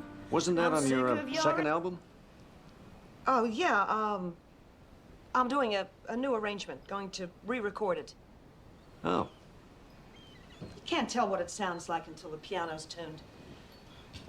You feel like taking me somewhere terrific for lunch? Sure. You, like barbecue? Oh, I love it. Sure. Dr. Travis, I need a really, really big favor. It's about Danielle Marsh. The singer? The singer, Dr. Sloan's best friend, or one of his best friends. Anyway, she's staying with him. And? She's my absolute total idol. I thought Amanda was your idol. Oh, she's my idol now, but before medical school, you know, when I was a kid, I really, really wanted to be a songwriter, and I used to fantasize that I was Danielle Marsh. You write songs. If I do say so myself, I've written some pretty cool lyrics. Of course, they're mostly about death. Sweet. Wow. You know, remind me to listen to those when I have a little more time. So, when can you introduce me to her? Oh, you know, Ellie, I don't even know the woman myself. Yeah, but you know Dr. Sloan, and he knows her. I wrote the song that would be absolutely perfect for her.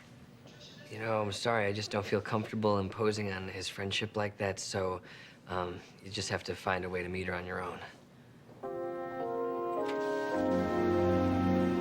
Okay, right. I'll tell her. All right, see you. Dad said he'd be home in 5 minutes. You know, he's been acting like a kid ever since you said you were coming up to stay with us. He's always been my best fan. He also said he arranged to give you a physical tomorrow. He said he knows you, and he's sure you haven't had one since the last time you were here 5 years ago. He knows how I feel about doctors. Which is probably why he had me deliver the message. To be in his office at 10 o'clock tomorrow morning. Can't do it. I have a meeting with Rhonda and the promoter at 11:30. He said he'd have you in and out in less than an hour. Your father is the most annoying man I have ever known. Promise me you'll show up, or he'll have me out here giving you a police escort. All right, all right. 1 hour. That's all I can give him. Deal.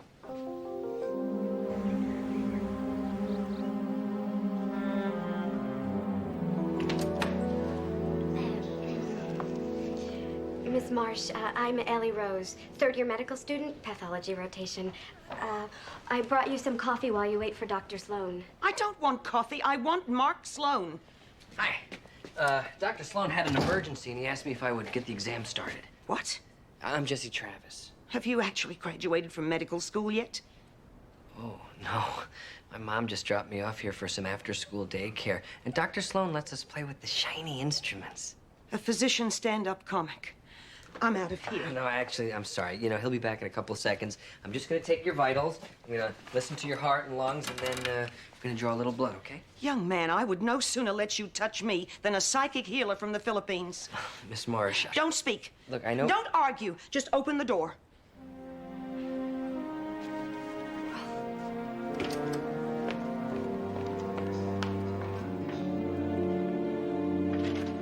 She's a little anxious before a big show, but other than that, she's really great.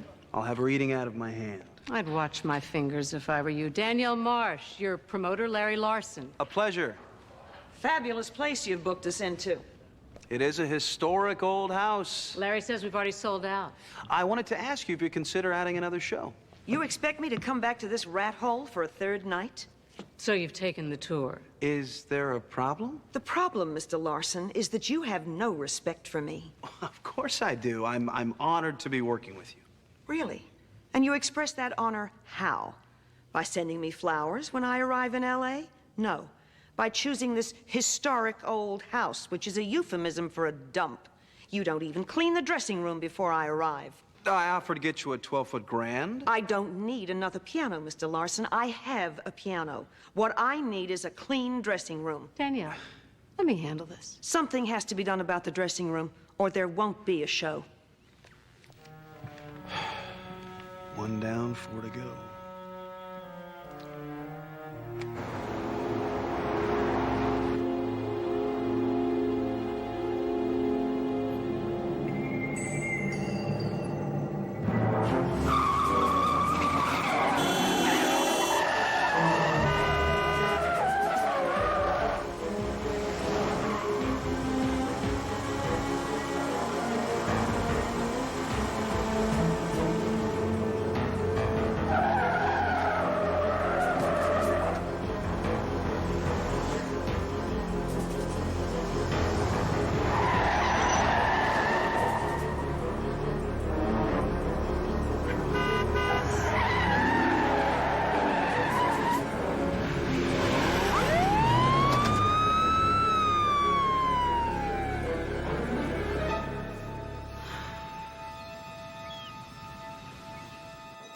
No, wait, I think this is her now.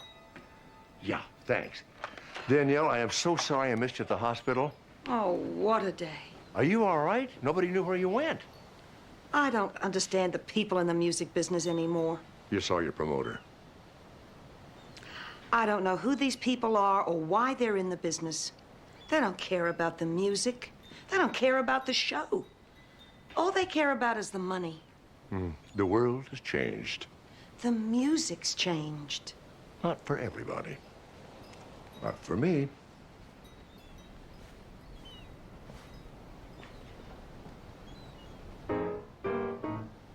I know you're eager to advance this love, but first I need you to enhance this love. But what I really need the most is you to be a bit verbose. So, baby, talk to me. I know you're ready to be physical, and I can see your lips are kissable. But before we get to that, those lips were also built to chat. So, baby, talk to me. Do you know that's the first song I ever recorded? Really? You know, the first time I heard it was in that bar. Tinkers. Oh, that was a lifetime ago. I can't believe you know that song.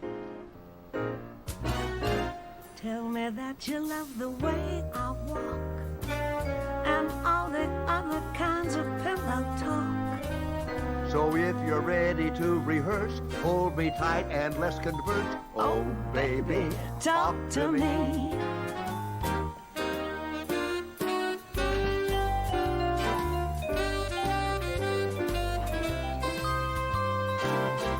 I hate to break this up, but I have to ask you a few official questions.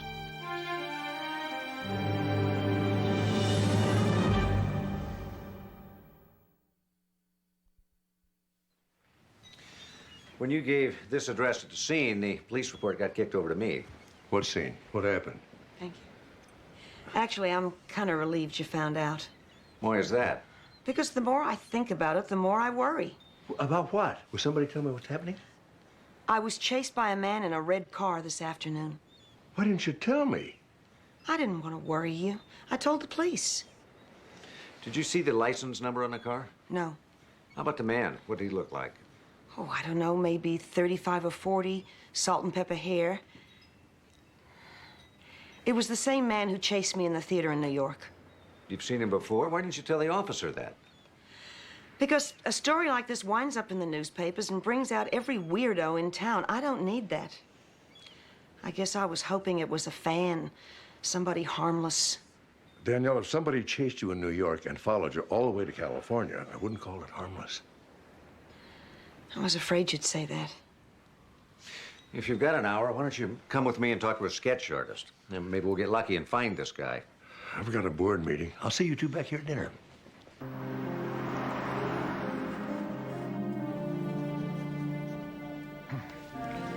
What do you think? His hair was a little longer, and his face was a little thinner, I think. We'll just say he's wanted for questioning. No one will know he's connected to you. Thank you. Better? Yes, I think so.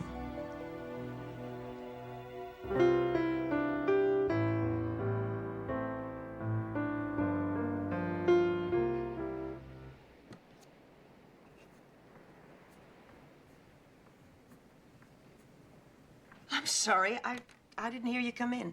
Please, go on.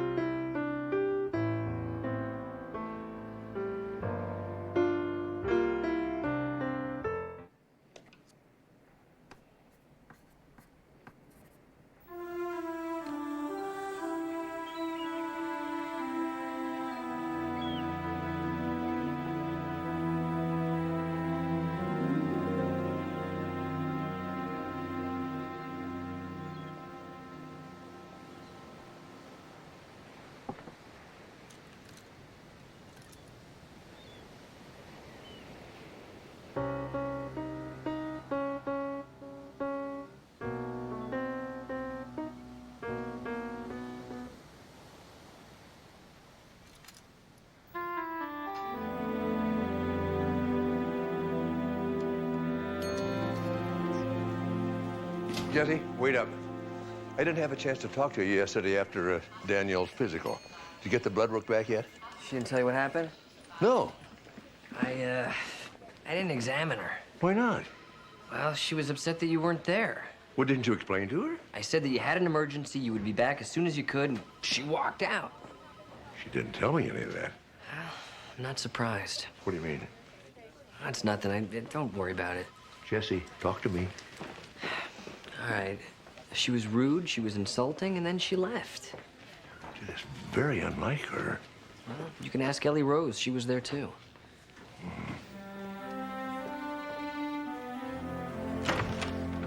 Hi.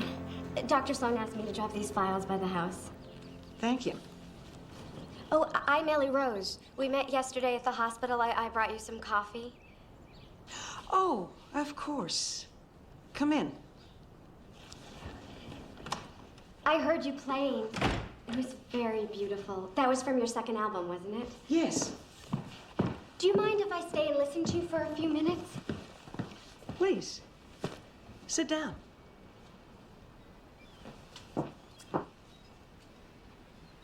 I don't know why I just lied to you. Dr. Sloan didn't send me down here with those papers. He doesn't even know that I'm here. When he finds out, he's probably going to be furious with me, and Dr. Travis will probably kill me. I have been a fan of yours since I was a kid. I mean, you were my idol. You inspired me to play the piano and to write songs. I memorized all of your albums, even the double album. You're kidding. The one that only sold in Europe? My mom bought it for me for my 16th birthday. I played it so many times I wore it out. I don't want to cry anymore. And so there I was at work today singing the song that I wrote, and then the next thing I know, I'm standing on Dr. Sloan's doorstep ringing the bell. I just had to meet you. I wanted to talk to you about writing songs, and I wanted to play this song that I wrote for you. It would be absolutely perfect for you. Oh, Ellie. You just think I'm a crazy groupie. No, not at all. I was just remembering what it was like to have a dream and follow it with all my heart. I kind of gave up that dream for medical school. Oh, I don't know. You're here. That tells me a lot. Go ahead. Let's hear it.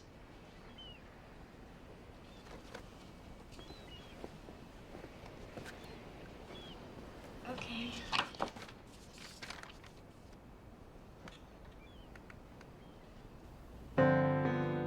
You're more than just my friend. You give me strength inside. I know at times I tend to swim against the tide, but you're always on my side. I count on you, you count on me. Who knows what lies ahead? What would we do if our paths should split? We'll cross that bridge when we come to it. I'm sorry. That's a terrific song.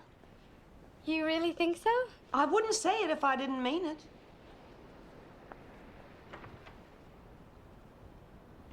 John, I want you to meet... I'm sorry.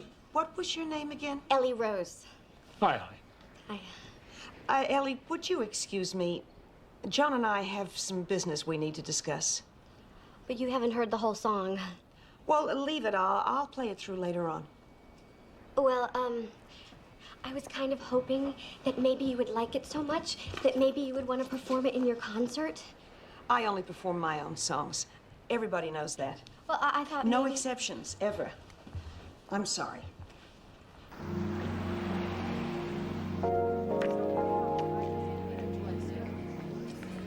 Mrs. Courier's files.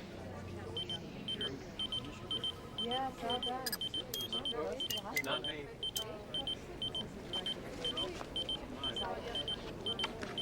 Oh, sorry. Me.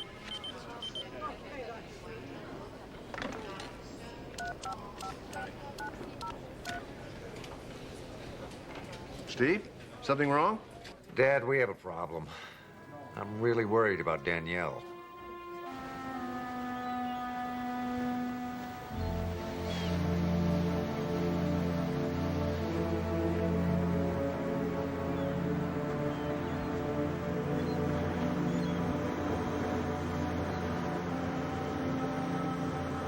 Danielle? Are you all right? I've been worried about you. You don't seem yourself. What are you talking about? I heard what happened at the hospital with Jesse. I was in pain. So much pain, and they wouldn't give me anything to make the pain go away. Yesterday you were in pain? I begged them. I thought I'd die and no one would help. Danielle, yesterday you went to the hospital for a physical. Let go of me. Who are you, and why are you asking me these questions? Danielle. Don't leave me alone. Just leave me alone. Danielle, it's Mark. Look at me. It's Mark.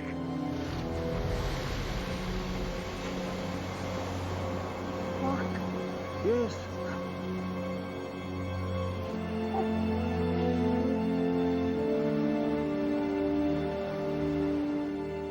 I don't know why this happens to me.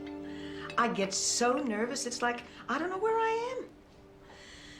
The concert in New York, it was the first time I was on stage in 6 years. And before the show, I was a mess. I was seeing things and hearing things. It's just happening again. It's just nerves, that's all it is. I'm just stressed out. You know, Danielle, Dr. Travis said you left the hospital before he could do the physical. I'll bet he said I was a real pain, too. Look, I hadn't met my promoter yet. I hadn't seen the concert hall yet. I was nervous. I know that's no excuse.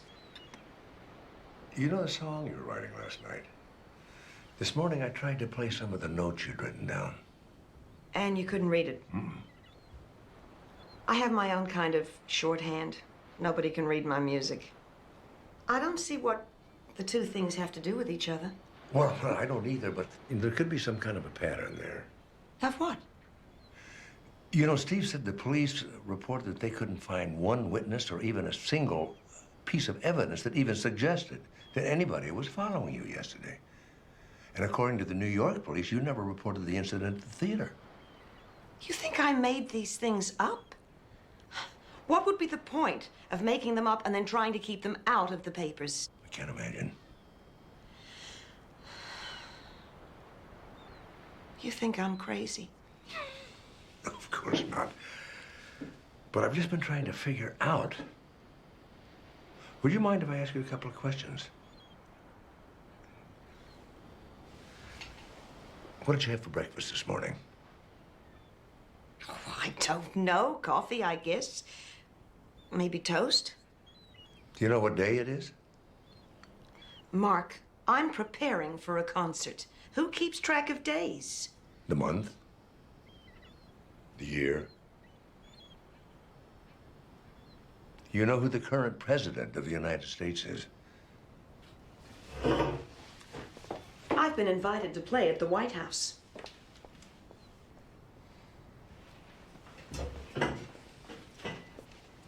I was thinking of playing this song. I wrote it this afternoon.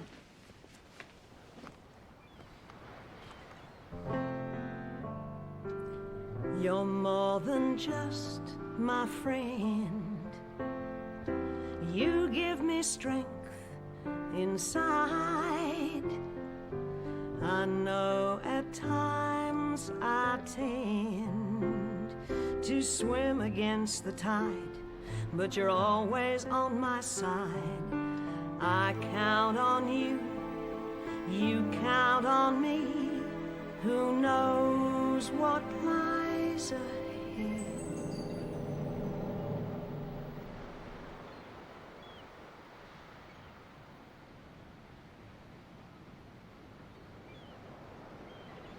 I count on you, you count on me. Who knows what lies ahead? What would we do if our paths should split? We'll cross that bridge when we come to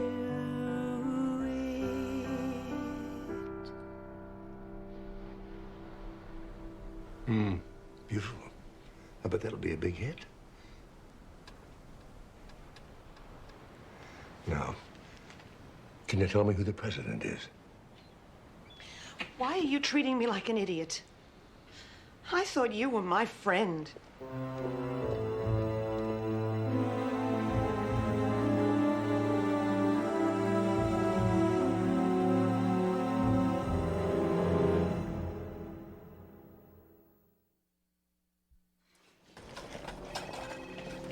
Cross that bridge when we come to it. Hey, play that again. You're more than just... Isn't it Danielle's song? Everyone thinks it's perfect for her. Yeah, Ellie wrote it. Maybe you can get Danielle to listen to it. I think she already has. I think Danielle is aware that something is wrong. She pretended she wrote Ellie's song. She has to know something's wrong. You done? No. You talking about Alzheimer's disease? Yeah, it could be. It seems like the early stages of it. Big mood swings. And the other day at the beach, she appeared to go back to another time and place. Just gonna have a little bit. Will you stop? You know, if you didn't eat so fast, you wouldn't be so hungry. Well, if she imagined being followed downtown and chased in New York, would that be consistent with Alzheimer's? Could be. Could also be transient ischemic attacks. Yeah, there's a series of small temporary strokes. She should be evaluated for that. Have you spoken to her? Yeah, I tried to.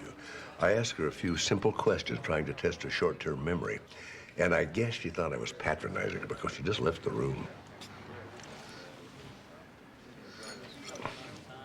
Look, I was going to save this till later, but you go ahead and eat it. No, I don't want... Nah, it's fine. I want it. No, please, go ahead. Take it. If you're not gonna eat it, you know, someone should. Hold that one.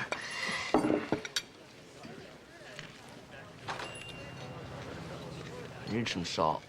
On a bacon and anchovy sandwich?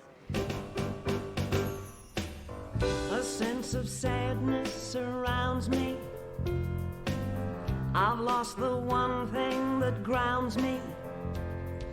Please call and say you're coming home to stay. Then unpack, get us back on track. I know I haven't been blameless, and your behavior was shameless. It's hard enough playing this piano without the keys turning pink. Just trying to give you some mood. I create the mood with the songs, Larry. I don't need any help. All right, cut the light. Yeah, we keep it pretty stark. Just some flowers on the piano, a spotlight on Danielle. That's about it. Little stagecraft never hurts. Now, why don't you let me worry about the show and you take care of the details, okay? Like paying this man for shipping my piano from New York. Or are you too busy working the lights to cut him a check? Danielle, are you okay? Are you sure you can get through this? Get through what?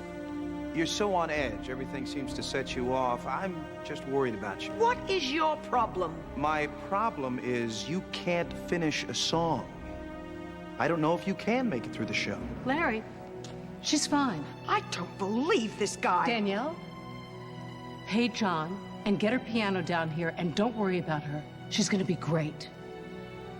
Don't leave until he pays you.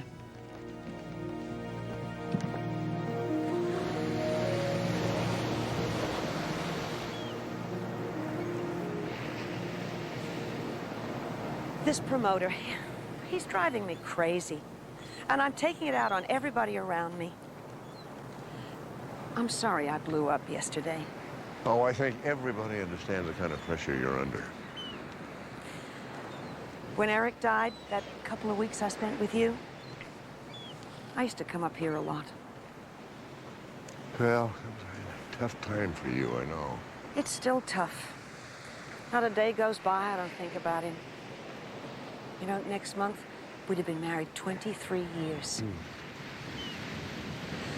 When Eric got sick, he made me promise that I'd find another man and go on with my life. I haven't been able to. Maybe I never will. Do you still think of Catherine? Every day. Mark, yesterday, when you were asking me those questions, you think I'm going crazy, don't you? Of course not. Senile? Is that what you think? Well, what else could it be? Would it be any number of things? Such as? It could be transient ischemic attacks. The tiny blood clots that get in the artery going to the brain. It causes neurological damage, but the best thing is it's completely reversible. So I may not know who you are today, but tomorrow I might recognize you again. That's right. What else? Well, it could be depression. A long-term depression sometimes mimics Alzheimer's. But the thing is, once the depression lifts, the memory loss is gone. And there are all kinds of new medications for depression. And there are some tests that you can run that will tell us what it is? Oh, yes. I've been so worried. Maybe you're right. Maybe I'm just making a great big deal out of nothing. Get behind the rock.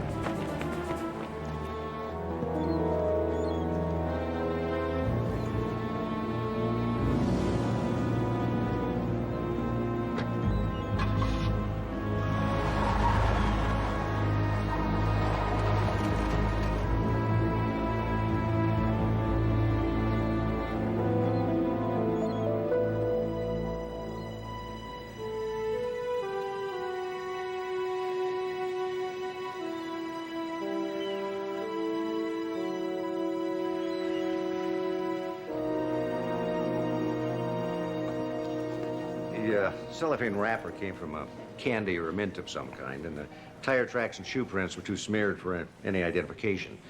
I owe you an apology. So do I. I was beginning to think the car chase downtown and the incident in New York never happened. You're forgiven. I've got some men going door to door just to see if anyone saw anything. Can you describe the man who chased you again? Well, he was about 5'10", maybe, athletic, salt and pepper hair. I keep thinking I know him. He does sound familiar. Oh, Mark, before we do the physical, there's a couple of people I need to see. Sure.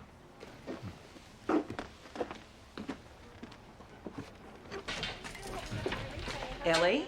Danielle, Miss Marsh, oh my gosh. I never expected you to come down here. I mean, nobody ever comes down here. Well, Dr. Bentley does, but Ellie, not that I don't keep things neat and tidy usually. I mean, I do. Well, usually you know how things get when you're working. I mean, if I had known that you were coming, I certainly... Ellie, it's okay. I just wanted to tell you how good your song is. My song? Yes. Is good? It is. In fact, it's so good, I wanted people to think I wrote it. I've been doing some things lately that just aren't like me. You like my song? I mean, you really like my song? I'm going to record it on my new album. I'm speechless. Why do I find that hard to believe? Nothing like this has ever happened to me before. I mean, I don't know how to thank you. Oh, Ellie. Oh, I have other songs. A lot of them. I'd be happy to come and play them for you sometime. Goodbye, Ellie. At your convenience, of course. Easy. Yeah. John, please. You know how I feel about you. And I don't feel that way about you. I'm sorry.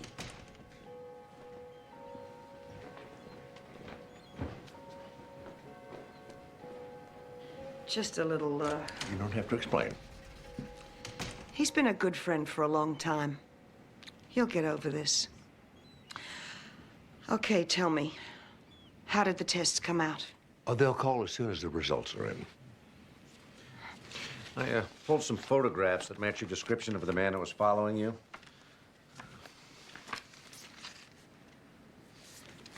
You recognize any of them? That's him. Are you sure? Positive. You know him? No, I don't think so. We're gonna split. Are you going to the concert hall? Yes. I'll ride with you. You know, I don't know whether it's a good idea if you go out alone. I'll be with John. Believe me, he won't let anybody get near me.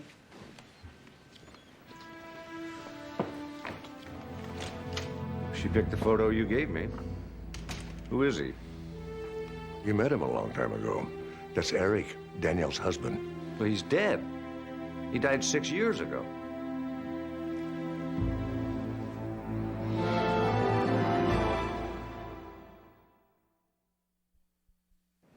Now, why would Danielle lie about who was following her? And why would she say it was Eric? She knows you were friends. She didn't recognize him.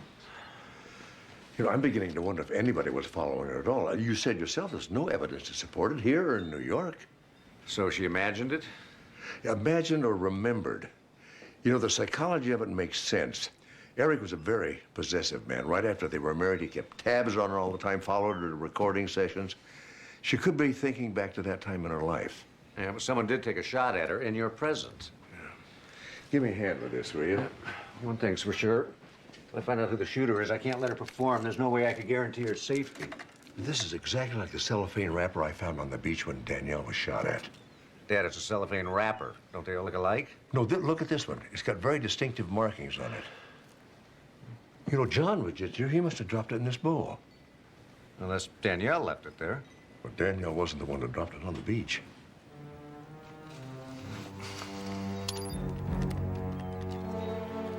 Yeah, this is Lieutenant Sloan, badge number 384. I need you to dispatch a patrol car to meet me at the LA Concert Hall. All right. I'm going with you. We got here within 5 minutes of your call, but the woman you're looking for, Danielle Marsh, was already gone. Any idea where she went? No. Where's Danielle? I already told them. She got upset when she was playing a song and she cut out. Where'd she go? You got me. You like candy, John? You left a wrapper at the house. What's this, a littering bust? Don't you think you guys are overreacting a little bit? You also left a wrapper on the hill when you took a shot at Danielle. I never would have shot at her. Never would. Because you love her. Yeah, I do. She rejected you. Doesn't mean I'm gonna try and kill her. Oh, come on, that is twisted. I don't even own a gun. I've never even fired one. Where did that candy come from? Danielle, she kept him around for the crew. She had him in her dressing room. She had him backstage. Danielle never ate him herself, but she just thought the crew got more energy out of it. Did you notice anybody else eating the candy? Cut me loose.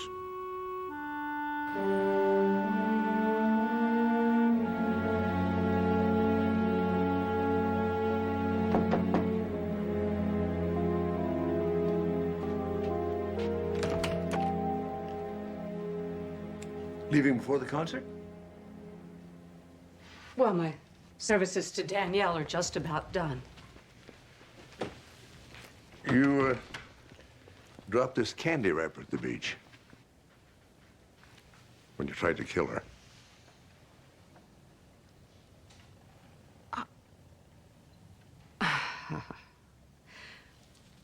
I didn't try to kill her. I tried to make it look like somebody was out to kill her.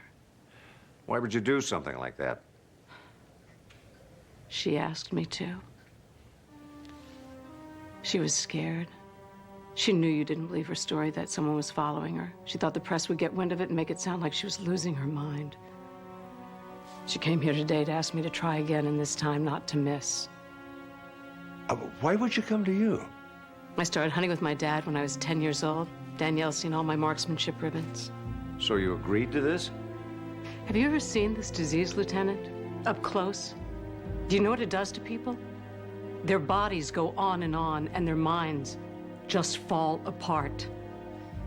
They can't dress themselves or feed themselves. They don't know how to use the simplest thing like a fork or a napkin. They can't take a pill to make it go away. It is day in and day out.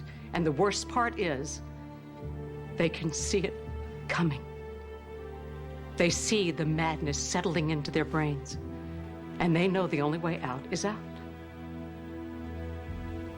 Rhonda. Oh, don't worry. I told her I couldn't do it.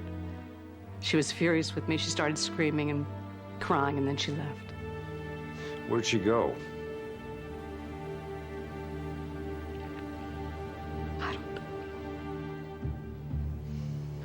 can make a pretty good guess.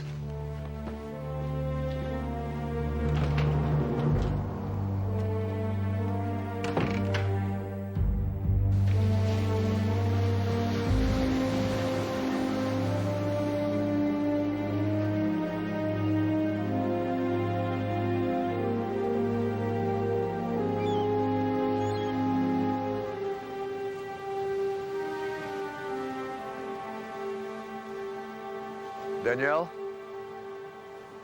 Danielle, let's talk. Danielle, come away from the edge, please. Rhonda told us everything. Danielle, I know how afraid you must feel right now. Do you? Do you really know how it feels? What it's like to wake up in the morning and you're 18 again, living in your mama's house. And you jump up to get dressed, only someone else's clothes are there. And you go downstairs to have breakfast, and these people are talking to you and touching you, and you don't know who they are. You're in some stranger's house. And then all of a sudden you're not. You're back in your own kitchen with people you love. Only you have no idea how you got there. And you think to yourself, oh, I'm stressed out. Tomorrow will be better. Only it's not, it's worse. Your friends start looking at you like you're walking around naked. Like they're embarrassed to be seen with you. And you think, what did I say? Am I drunk? Did I forget that I had too much to drink? And then you remember, you don't drink at all, so it can't be that. It's like being in some terrible nightmare and you can't wake up because it's not a nightmare, it's your life. Do you really know how that feels? No, I don't. But I know how I feel about you, and I'm not going to let you go through this alone. Not going to let me? What can you do about it? It's not exactly something I can share. There are all kinds of research going on. There are drug therapies to help slow down the process. Slow it down, but not stop it, not reverse it. Nobody gets that wild card, Danielle. We're all going to get older. We're all going to have parts that wear out. But you can't give up. You've got songs to sing, people to sing to. And how long are my fans going to want to hear me sing? Some broken-down bag lady of a pop singer. I don't want to be a pathetic old woman. All right, then don't be. Look, right now, today, tomorrow, who knows for how long, you can look at the ocean. You can smell the flowers, feel the breeze in your face. We can talk. You can go for walks. You can have a life. And when I can't play the piano anymore, when I can't remember the words, we'll cross that bridge when we come to it. You'll be there? Always. I'm so scared.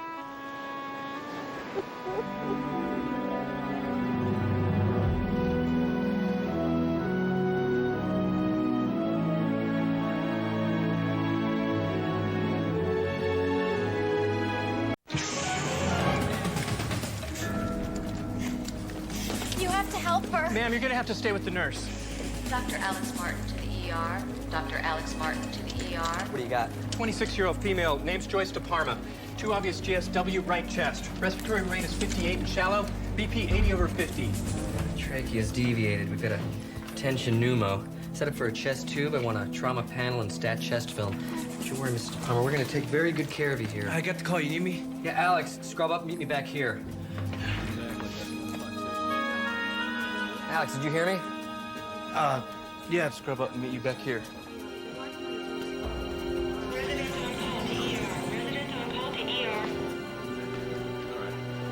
The girl that was just standing here, did anybody get her name?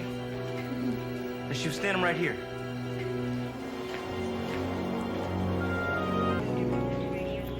She never regained consciousness? As much blood as she lost, it's a miracle she stayed alive as long as she did. The woman who brought her in. Oh, she said a car pulled up next to him. Tinted windows. She didn't pay any attention until after her friend was shot and the shooter had already pulled away. Oh, thank you. You make your call, Alex? Yeah, her mother said that Amy left home the year after high school.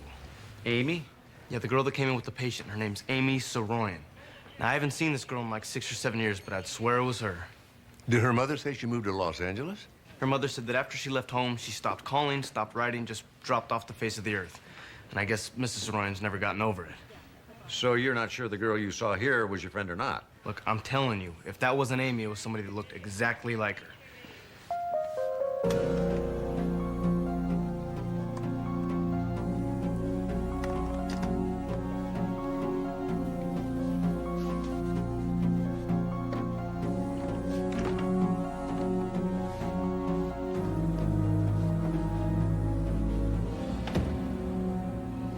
Okay. This is gonna sting a little bit. The dog that bit you, they picked it up?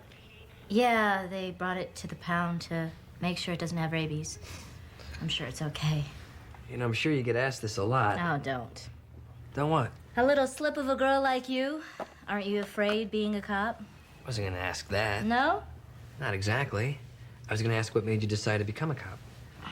I needed a job. You needed a job. You could have done anything. You could have been Secretary, school teacher. How about a stewardess or maybe a waitress? I wasn't even thinking along those lines. I was thinking a businesswoman or a scientist. I wanted adventure, excitement. A lion tamer. It's a 2-bedroom, but the lease is only in one name. Joyce DeParma. Does she have a roommate? People come and go. You can ask the neighbors. This place was trashed pretty good. Somebody must have heard something. But I gotta warn you, people around here pretty much mind their own business. You know, it's likely there were 2 people living here. One shampoo for oily hair, one shampoo for dry, and 2 different kinds of conditioners. May not have been Alex's friend, but I think there were 2 people living here. Teresa, see if you can lift some prints off these bottles. Maybe we can get a definite ID on little Miss wasn't here. What do you mean you're going on a ride-along? Every time I've asked you, you've always been too busy. Steve, you're a detective. You arrive on the scene after the fact. Jesse Travis is an action kind of guy. I want to be out there in the streets mixing it up, you know? I want to be with the uniforms on the front line, fighting crime. Move your butt, Doc. I'm leaving. I'll be right there. Plus, she's much cuter than I am. Oh, yeah. Yep, there you go. Go get him action, Jess.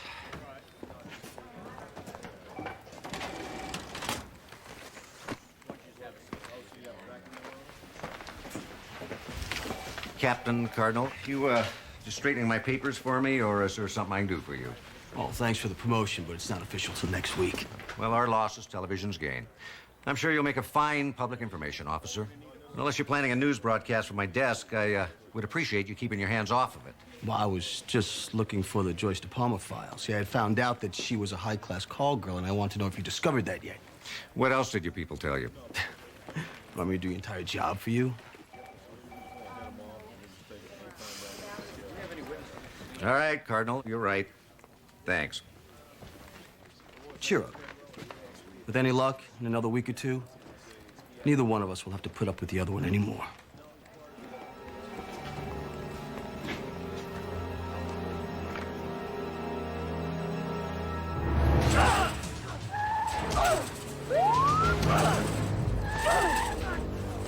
Stay in the car.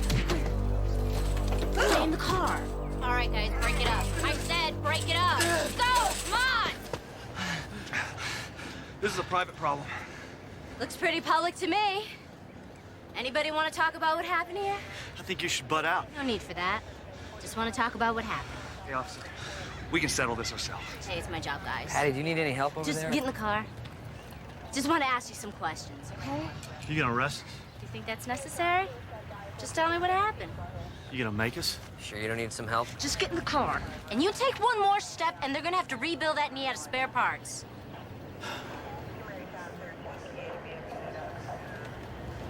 So, you prefer to talk about your problem here or down at the station?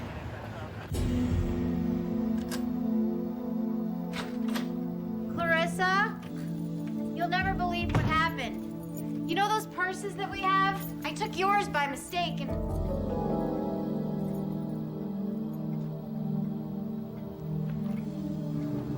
Clarissa?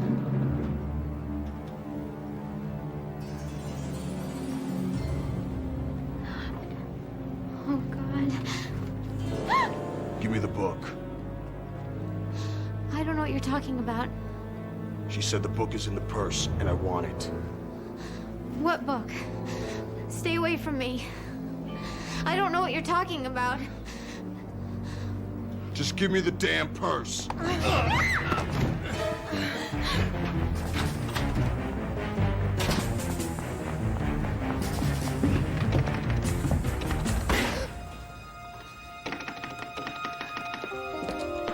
need to speak to Alex Martin. Alex. I know he works here. I saw him the other day. Okay, I'll page him for you. Please, it's important. Amy! Oh, God, Alex. You have to help me.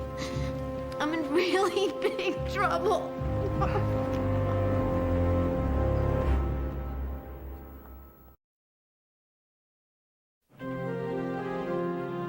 Why did you run when I saw you the other night? The truth? I knew that Joyce was into something bad. And I didn't want to answer questions about her. Besides, I was afraid that if the killer thought I saw him, he'd come back and kill me too.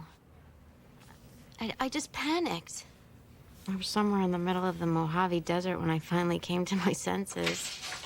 Could you give us a moment, please? Sure.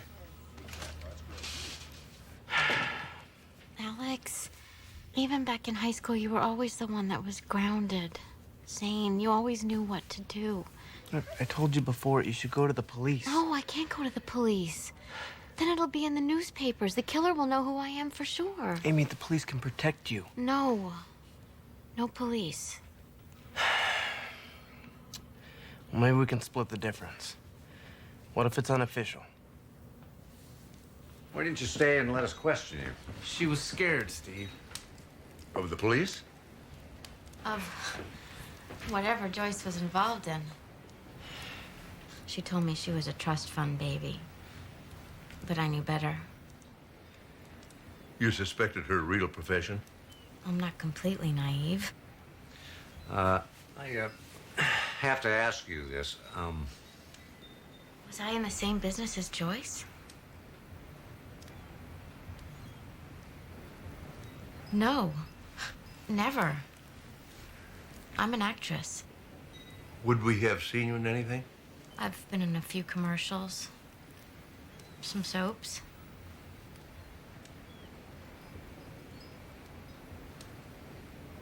What, do you need to see my credits? No, that's all right for now. Get some rest. Alex, you know where the guest room is. Why don't you get Amy settled? Yeah, okay. Thank you, Dr. Sloan. Thank you very much.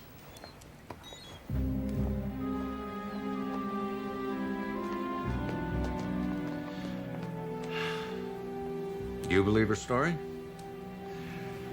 Alex believes her.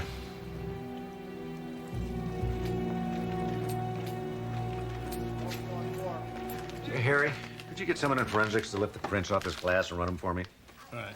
Thanks. Hey, got a minute? For you, always. What's the city councilman doing here? Oh, Councilman Boyle? Somebody's trying to blackmail him. Apparently, he spent a lot of time and money on high-class call girls, and he decided to come clean rather than pay the blackmail. What do you know? An honest politician. Or a cheap one. Ooh, such cynicism for one so young. So how are the ride-alongs with Jesse coming? That's what I wanted to talk to you about.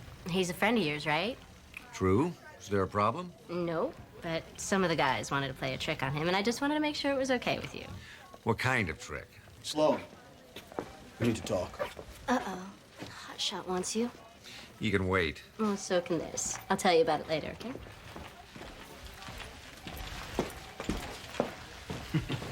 A little intra-departmental fraternization. What do you want, Cardinal? Caught a homicide yesterday. Woman's name, Clarissa Oakes. The Malibu Madam? One and only. Now, one neighbor said that he heard a shot and then saw some guy in a ski mask running away. And? Well, Joyce DePalma's one of her girls. It's kind of a leap, isn't it? Not according to my sources, no. I thought we put Clarissa out of business. She's back, according to my sources. Just where the hell do you find these sources? You're too nice a guy, Sloan. I know how to squeeze. I just think we should pool our information and investigation. You want to take my case? I didn't say that. No, I just think if we find a link, then we should work it together. You're the ranking detective. I'd be working for you. Name only. On the other hand, if there is a connection, I caught the first case. Department of Policy says I get everything that follows. Unless I go to the captain and ask for it all myself. You do that, you're in for the fight of your life. Bureaucracy, Sloan. I play the game better than you. That's why I'm getting promoted and you're stuck here. Take a look at the file. If you're smart, we'll work it together.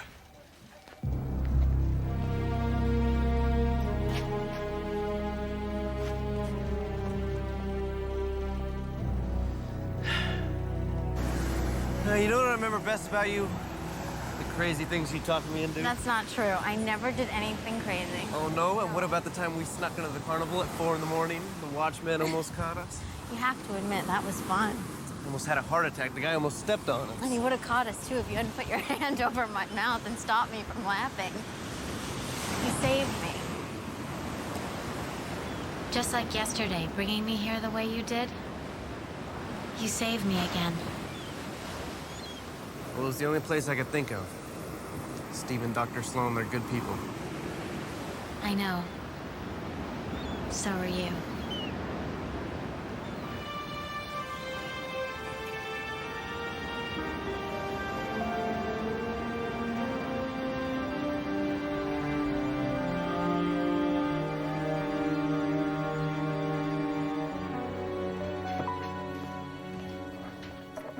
Steve, have you seen my... Here it is. Listen, Alex, I know it's none of my business, but... What? Well, I couldn't help but seeing you and Amy out there earlier. Yeah? I'm sure it's possible that she's a very nice girl, but... But you don't like her? Well, I don't know if I like her or not. I just know her story is... All I'm saying, Alex, is that until we get this thing checked out, maybe you should go slow. Go slow. Steve, I've known Amy since high school. Yeah, but you don't know anything about her life out here. No, but I know her. All right, look, Steve, I'm not a child. Okay, I know what I'm doing. Alex. Steve, if she's in trouble, then I want to help her. I would have thought you would have cut her some slack. Alex, I'm trying. Well, I gotta get back to my shift. Man, I'm telling you, you should have seen her. These two guys were duking it out like Holyfield and Tyson. Then she wades in there like a principal at a grade school fight. Before it was all over, they're shaking hands and apologizing to each other. Wow, that's impressive. Impressive. She should work for the State Department. Maybe she enjoys being a policewoman. Yeah, she does. I'm just amazed that someone so small could be so effective as a cop. Well, maybe like a lot of women, she's just learned how to use different weapons. Madison, may I have a word with you? Of course. I'd like to go over the next rotation of students. Sure. Oh, this is Dr. Yortzberg, Amanda Bentley, Jesse Travis. It's nice to meet you. I've heard a lot about you. Likewise. It's nice to put a face with a name. Dr. Travis. Madison, I've got to run. I'm meeting a patient at the Beverly Hills office, and I know I'm going to be late, so we'll talk soon. We certainly will. Bye. Doctors. Isn't that the guy they call the plastic surgeon to the stars? Oh, he hates that title. Apparently, it's well-deserved. Well, there's no apparently about it. The guy has worked on hundreds of people. In fact, you know who he worked on just yesterday? Jesse, I never took you to be a gossip. It's not gossip, it's news. I saw it on E! Entertainment. All right, that's good. That's very good. It's healing very well. It's a miracle. I have to admit, it's the most complete reconstruction I've ever done, but I'm very pleased with the results. I don't think my own mother would even recognize me. I just gave you what you wanted. Doctor, you gave me exactly what I wanted.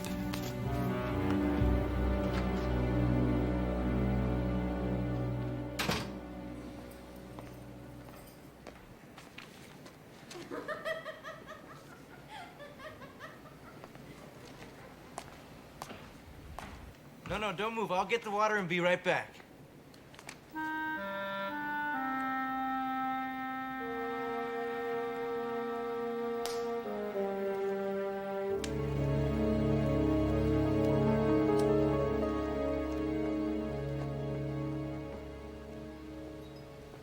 Dr. Sloan? Where's Amy? I think she's, embarrassed. Alex, it isn't my business to dictate your morality. But when you're in my house... I know, sir. You're absolutely right. We've abused your hospitality. I mean, you've been good to me all through medical school, and now taking Amy in like this. I apologize. Me too. It was all my fault. No. If you want me to leave, I'll go. I wouldn't blame you. I'll find someplace else to go. Dad? In here, Steve. Is Amy? What's the matter? We took the fingerprints off of Amy's breakfast glass yesterday. You took her fingerprints? Let me finish, Alex. I bring a friend to your house and you take her fingerprints? It was a precaution, Alex. Why? Her fingerprints were all over a murder scene. Yeah, her roommate. She told you that. Another murder scene, Alex. The apartment of a woman named Clarissa Oakes. Do you know who Clarissa Oakes was, Alex? What, the one in the papers? The Malibu madam? Want to tell us how they got there? You were there when she was murdered. No. I found her. I ran to Alex and then we came here. Why were you in her apartment? What were you doing there? You were working for her, weren't you?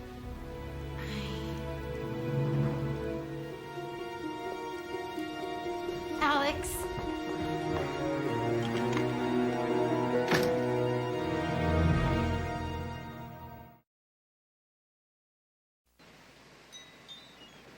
I swear I don't know anything. Please just let me go talk to him. You're living with one person that gets murdered, then you go stay with another one, and she gets murdered. I didn't kill them. You know I didn't. Look, you fled from us, then you lied to us. You even had the nerve to ask Alex to have us take you in and hide you. I was scared. Please, you have to believe me. Look, I'll do whatever you want. Just let me go talk to him for 2 minutes. 2 minutes. Steve, I don't think she's going anywhere. Are you? No. I promise. All right, 2 minutes. But if you even look like you're going to try something funny, I'll arrest you and hold you as a material witness. Thank you.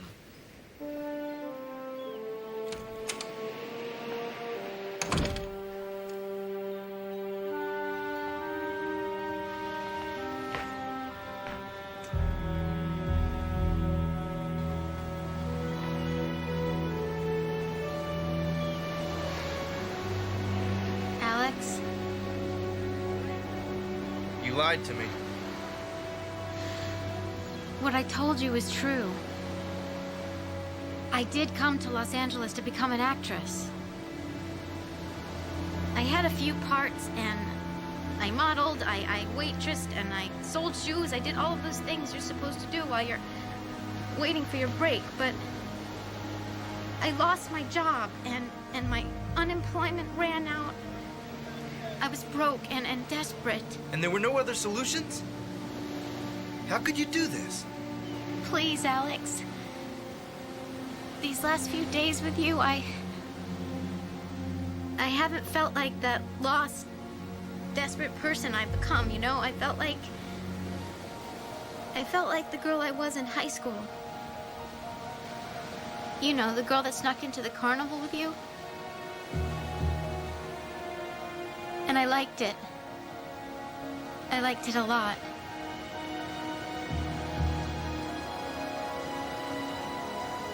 I don't blame you if you never want to speak to me again.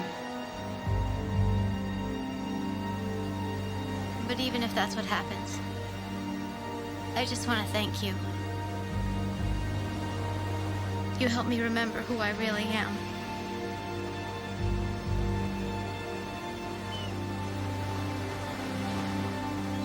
Amy?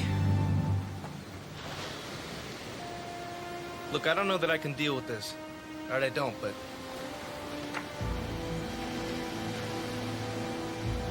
Oh, God, Amy? I'm sorry. I'm so sorry.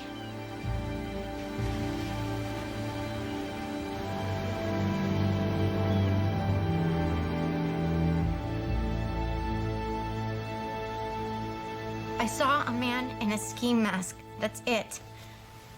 I turned and ran, and I heard... And then he shot Clarissa. I just keep thinking if I had screamed or attacked him, then maybe she'd still be alive. Tell me something. What was Ski Mask looking for? I don't know. You know, Clarissa was beaten before she was shot. Badly beaten.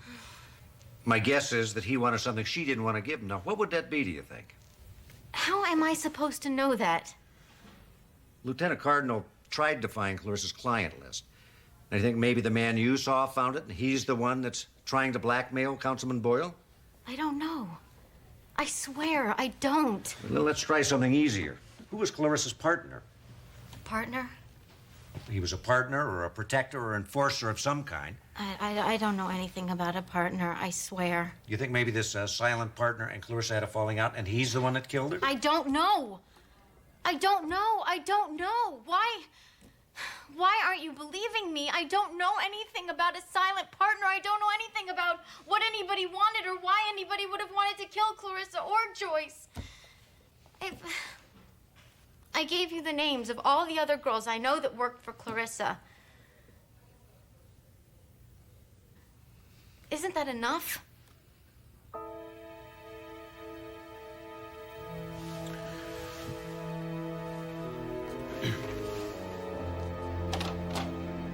What's all this about a silent partner? You think you're the only one with informants? Thanks, you guys, for coming out to the house with me, Amy. We'll really enjoy the company. Well, an invitation to have all the barbecue you can eat, it's pretty hard to turn down. Well, I'll get plenty. Listen, I need to talk to Jesse for a minute. Oh, that's fine. I'll just sit right here. All right. Jesse, you got a minute? Yeah, what's up? You know that woman that you've been going on those ride-alongs with? Yeah, Patty. Yeah, Steve told me that she spoke to him about you. She did. Yeah, she said that you were acting like, what was the phrase? Like a hot dog. She said that you were not following instructions and that you were a little too eager to rush in and help her out. Oh, yeah? Yeah, so they're gonna play a joke on you. Kind of joke. Well, a stupid joke. In fact, the next time you go out, they're gonna simulate a dangerous situation and Patty's gonna pretend to be in a lot of trouble. Why would they do that? I don't know. I think that they're betting that you're gonna freeze up or freak out or panic, whatever it is. They think that it's gonna take you down a peg or two. Personally, I think it's pathetic. Maybe it's their idea of cop humor. You like her a lot, don't you? Yeah, I did. You know, I thought about not telling you. And then I thought it was better that you just know ahead of time. Yeah. No, thanks. Sorry.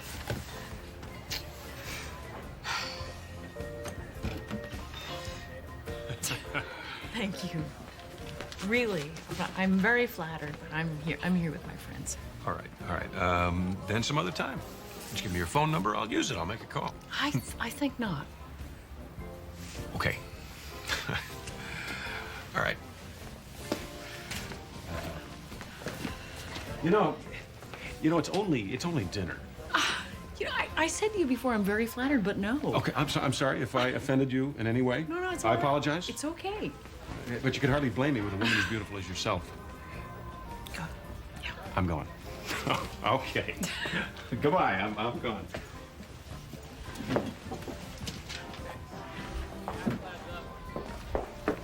Madison, what was that all about? He was trying to pick me up.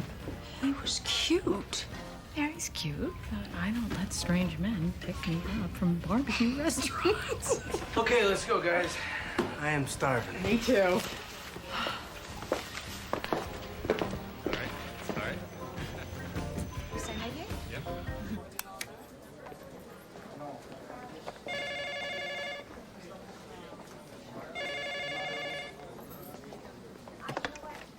Sloan here. Steve? Madison? Hi. Listen, we're heading down on the Pacific Coast Highway for your house, and we think somebody's following us. You know, we're concerned that he's using us to find Amy. Are you sure? Tell him about the weird guy at Barbecue Bob's. He pulled out of the parking lot right behind us, and I'm pretty sure he's following us. And also, Steve... Yeah, I heard him. Where are you exactly? Well, we just passed the Getty Museum. All right, keep driving on the Coast Highway. I'll have a patrol car pull him over. I'll get there as fast as I can. Great.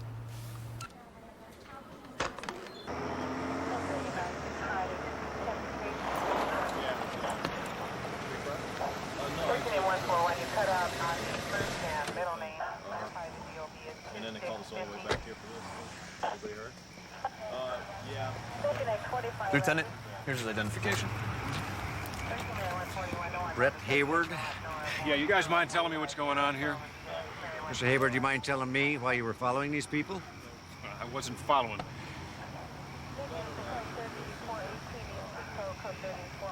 I wasn't following anybody. I was going to Malibu. This is still the road to Malibu, isn't it? And what were you planning on doing in Malibu? Well, if it's any of your business, I was going to the Blue Pelican. Why would you go to another restaurant when you just left one? Because I didn't like the menu. Come on, unless somebody's repealed the Bill of Rights, this is still a free country, right? I mean, I don't have to tell anybody where I'm going or what I'm doing. Lieutenant, he told us there's a bartender at the Blue Pelican who can ID him. Yeah, I've been going there every night for a week. You called? Yeah, bartender says he doesn't know this guy from Adam. Wait, that's crazy. Come on, let me make a phone call. I'll talk to the guy.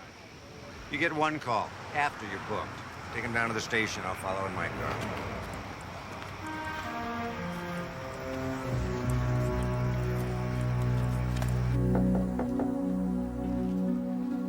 What are you doing? I'm leaving tomorrow. Why? I'm tired of being treated like I'm some sort of a criminal.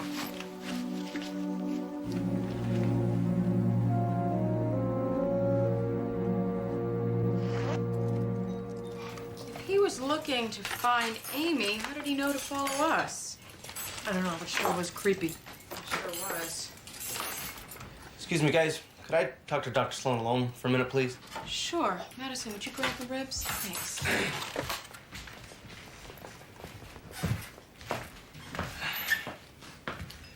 Dr. Sloan, Amy's packing. I know.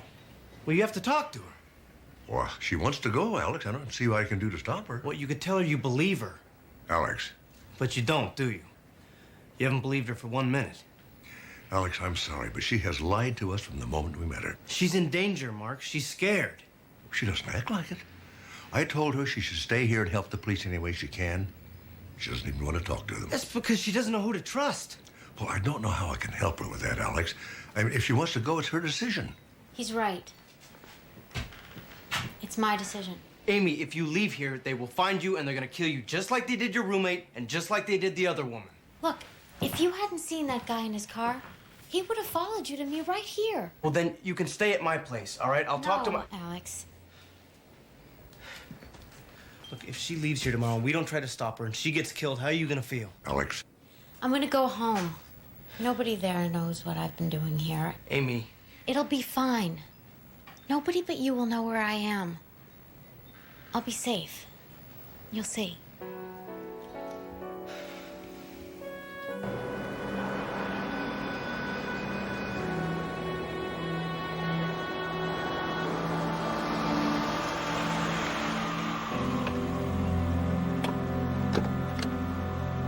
Thanks again. Last chance. I really don't mind driving to the airport. This is fine. You've already done more than I deserve. Bye.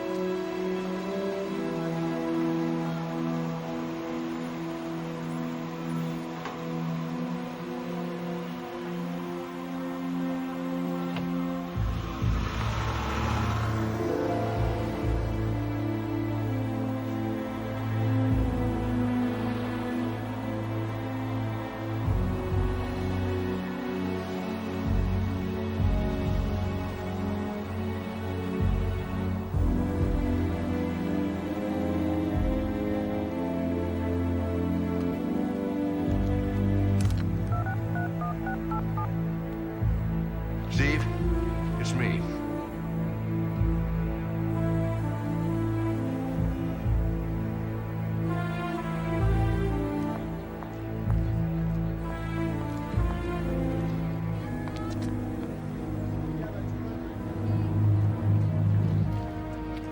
I take it this is what the killer's been looking for. I don't know. That's Clarissa Oak's money. You know that much, don't you? You just stayed at my house over the weekend until the bank opened today, didn't you? Please, this isn't what it looks like. Okay, if it's not what it looks like, what is it then? Clarissa said that if anything ever happened to her, she wanted me to have this money. Now, why would you say something like that?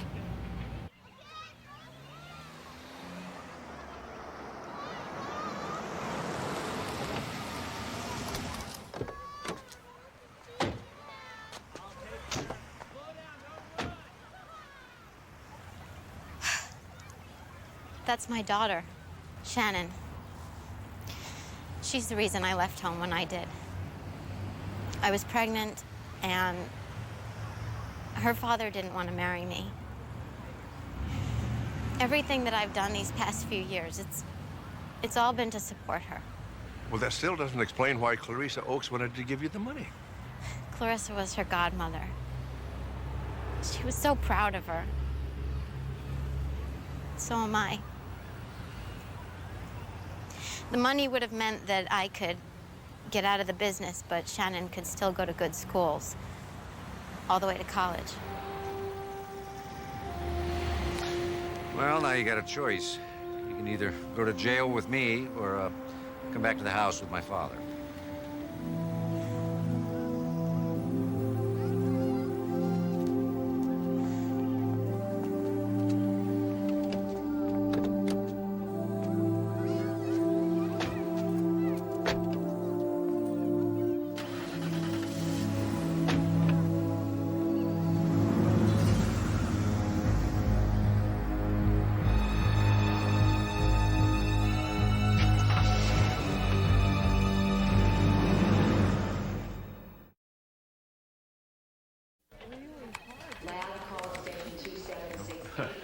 Madison?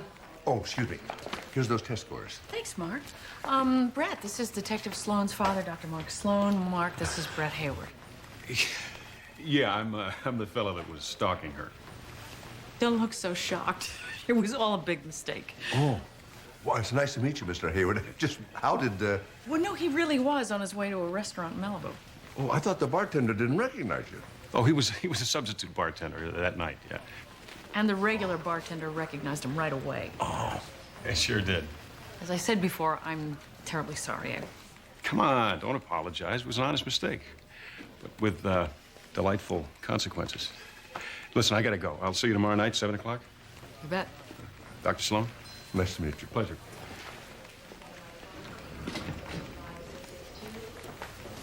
Pretty charming, huh? You see them tomorrow night, huh? Yeah, dinner, my treat. Least I could do. I'll catch up with you. Mark, have you seen Jesse? No, it's his day off. He's on one of those ride-along things. What's the matter? That cop Patty's gonna play a joke on him. Oh, yeah, Steve told me. You know, after we talked about it, he asked him to call it off. Well, I wish I'd have known that. I never would have warned him. He was so upset. I think he likes that policewoman. Yeah? Oh, no harm done.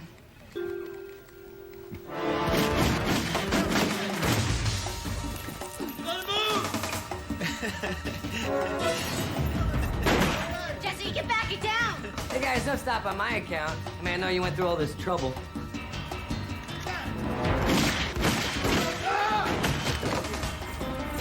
Hey, that was pretty good. Looked real.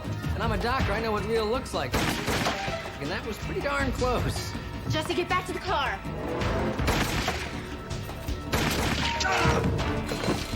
That was a little phony. I wouldn't quit your day job. You idiot, get down! Okay, that's enough, buddy. We've all had our fun and games.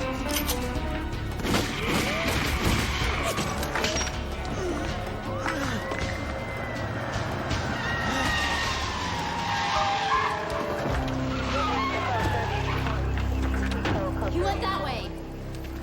Hey, you big brave guy. You're gonna be okay. You hear me? You're gonna be okay. Yeah. You're gonna be okay.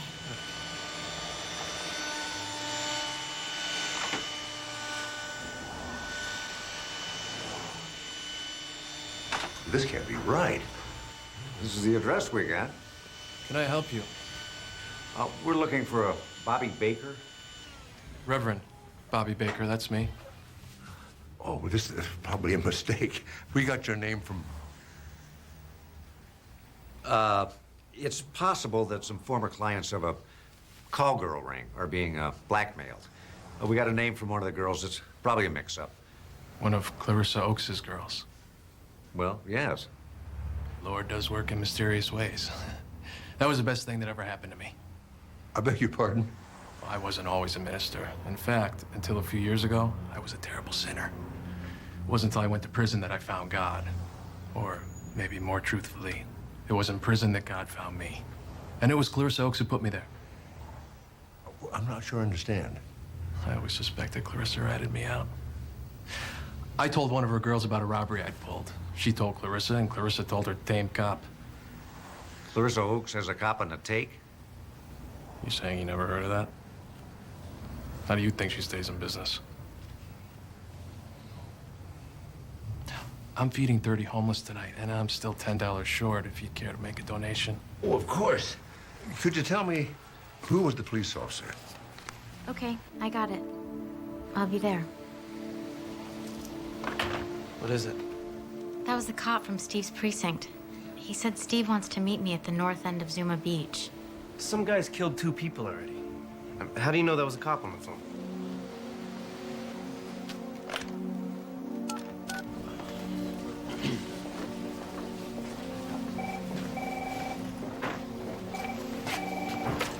Cardinal here. Hi, it's Amy. I thought I should just call you back to make sure you were who you said you were. Well, that was very smart. I wish everybody was as cautious as you. Well, thanks. Thank you. Tim?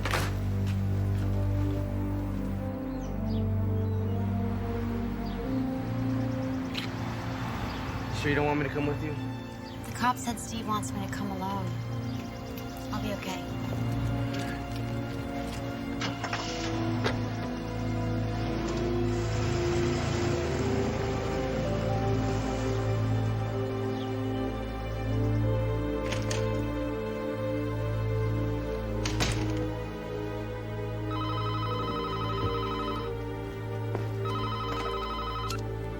Sloan residence. Steve?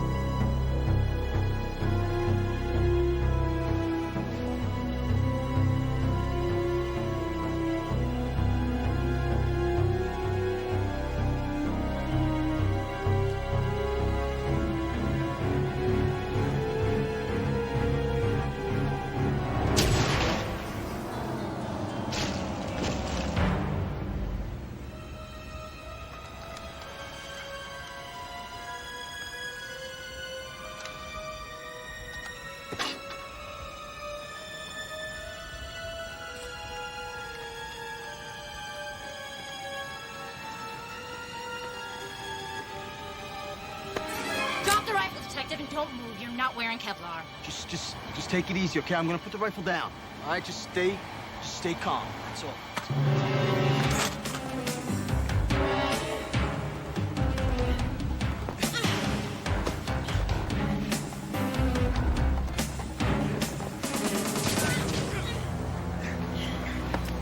Get up, Cardinal. It's over. Get up. I know why you killed Clarissa and Joyce. They knew who you were. They might have messed up your big promotion. Go to hell. What I don't understand is why you tried to kill Amy Soroyan. Like I said, go to hell. I'm not talking till I see a lawyer.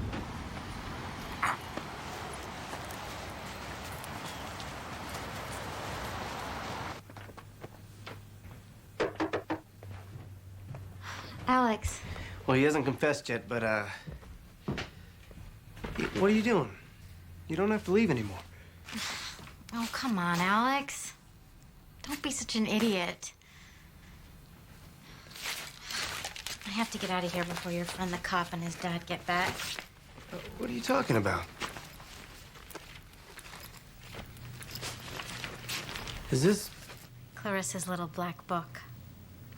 All of her clients are in there, including her silent partner, someone with the initials RC, Robert Cardinal. Dummy me. I didn't even make the connection.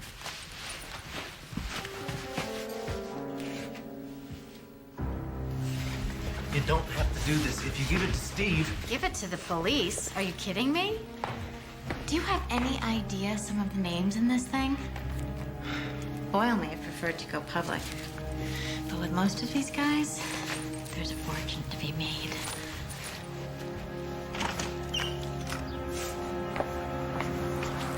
Don't take it personally, Alex. I really like you. A lot. In fact, if you'd be willing to chuck this whole medical school thing and come with me. You know what, Amy? That sounds like a great idea. We can go off and we can go to the Caribbean and we can go to Europe and we can live like royalty. Until the money runs out. Then what? Amy. Your friends were right. You are a real straight arrow. And you always will be.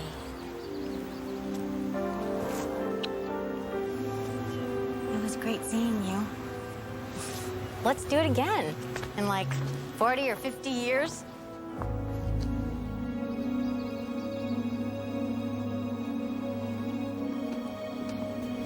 You weren't planning on leaving without Shannon, were you? My name's not Shannon, it's Angela. I know it's not her name. Why don't you go see your mother?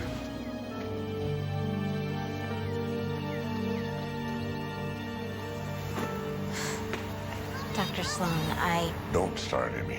I never believed you, not for a minute. Amy Saroyan, you're under arrest Get for off the me. attempted extortion of Consul Thomas Boyle. Get off me. You have the right to remain silent. Anything you say can or won't be used against you in the law.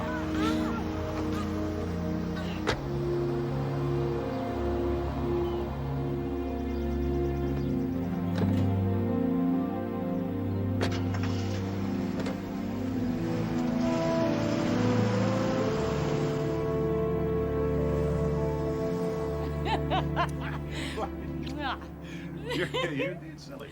You know, it's people like you keep people like me from getting their paperwork done. Yeah, you're right. I apologize. No, don't. Just what the doctor ordered. Yeah? Yeah, a reminder that there's more to life than paperwork. Oh, yeah. A whole lot more. Yeah. You know, I can't believe it was just a month ago. I didn't even know you existed. Well, I can't believe it was just less than 3 weeks ago that I had you arrested. It's true what they say. Huh. Life is what happens while you're making other plans. Mm-hmm. It has been a whirlwind, hasn't it? Mm-hmm. But wait a minute, wait. Are you sure that you want me to move in with you? Come on. I'm positive. Okay.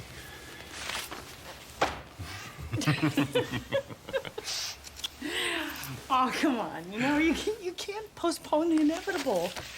Otherwise, the little scamps start multiplying on their own. Now, I thought you had a business meeting, too. Oh, yeah. One for the road. I'll see. You're forgetting. It's one for your baby. And one more for the road.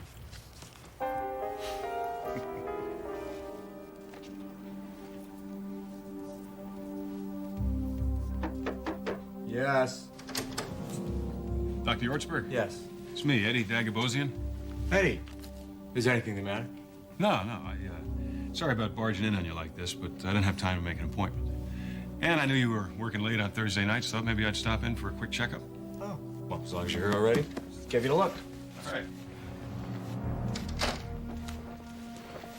Hey, I was surprised to see you the other night with my old friend, Dr. Wesley. Thought you might have spotted us. Mm-hmm. Are you two an item, as they say? Much more than that. Ah.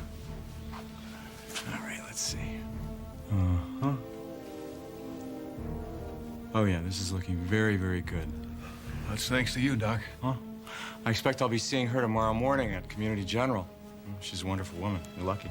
You know, after the accident, the way I looked, I thought that suicide was my only option. Well, I'm glad you came to your senses. As they say in most cases, suicide is a permanent solution to a temporary problem. Yeah, but thinking that a beautiful woman like Madison could ever fall in love with me, that was an impossible dream. You are a miracle worker, Doc. Yeah. Well, as long as you're handing out kudos, Eddie, keep some for yourself. As your dream patient. Fastest, most complete recovery I have seen in 30 years of practice. Is that my file? Yeah. Oh. All right, now comes my favorite part, the taking of the after photo. You're not going to be needing that. What? Here. Who's this? That's Eddie Dagobosian. What? I don't understand. Well, you really don't need to.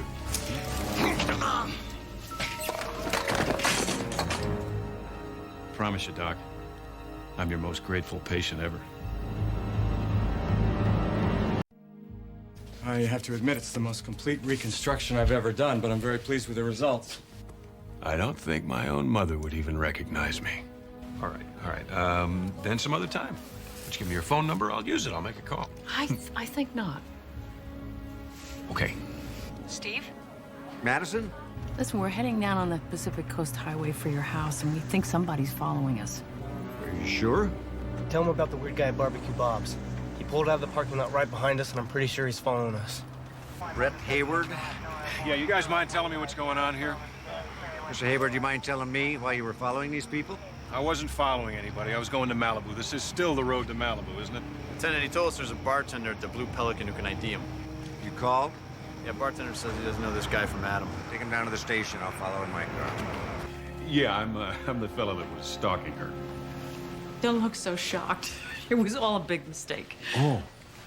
It has been a whirlwind, hasn't it? Mm-hmm. But wait a minute, Are you sure that you want me to move in with you? Come on. I'm positive. It's me, Eddie Dagobosian. Here. Who's this? That's Eddie Dagobosian. What? I don't understand. Well, you really don't need to.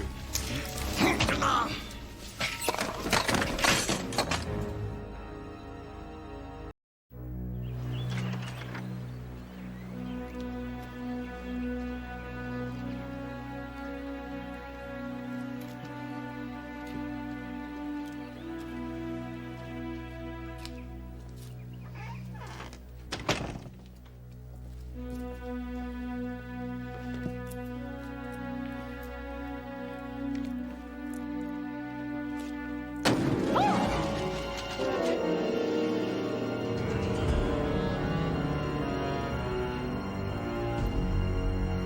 Mark, just read the blurb. Behind the scenes with the sex-craved men and women who spend their days and nights playing doctor. Doesn't sound like my cup of tea. You have got to read it.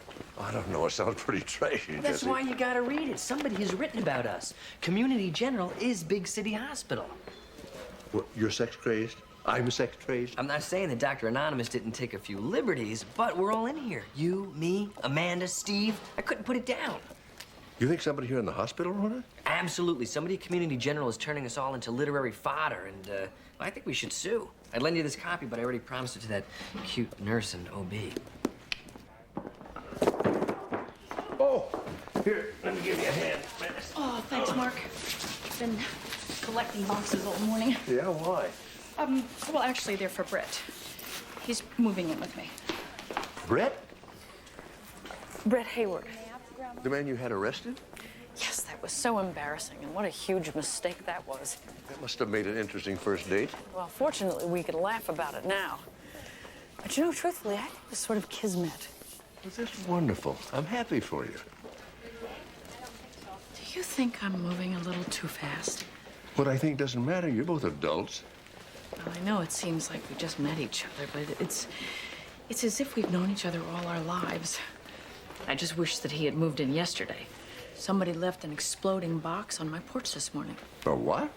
Yeah, I thought it was flowers. I opened it, and this confetti exploded in my face. And there was a note inside that said, "Bang, bang, you're dead." I hate practical jokes. Did you call the police? No, it was just a childish prank. Doesn't sound like any child I know. I think you ought to talk to Steve about it. I don't want to make a big deal out of it. I'm just saying that I wish that Brett were there with me. Mark, I'm so glad you're here. Madison, did you hear the horrible news? Oh. Dr. Yortzberg was murdered last night. I'm sorry. Murdered.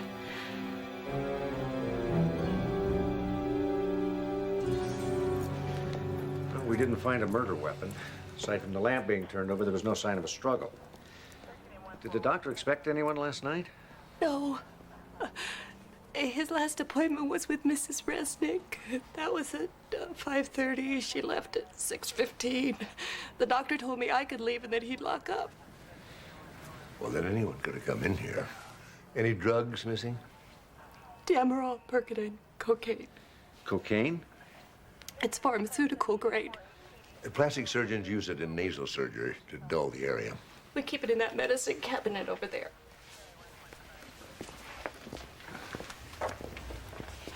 I'll have to do an inventory, but it appears that several bottles are missing.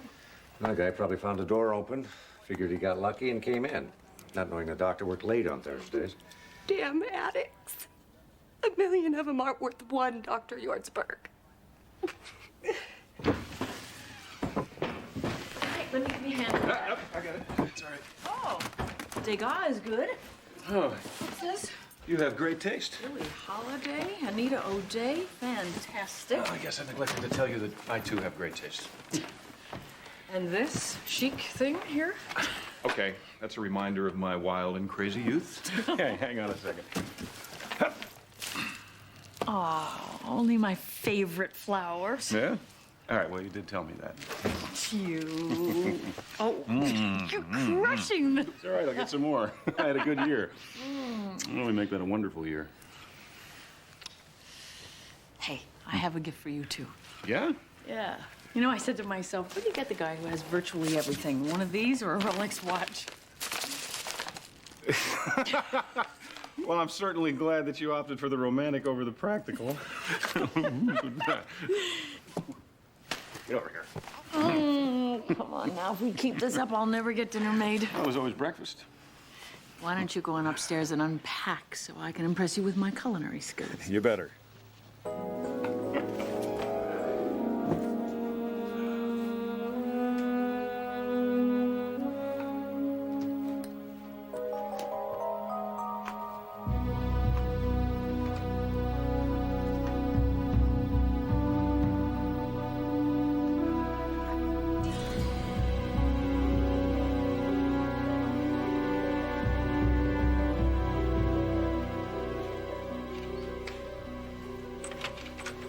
Sally, I need a file on a patient, Jack Curlin, please.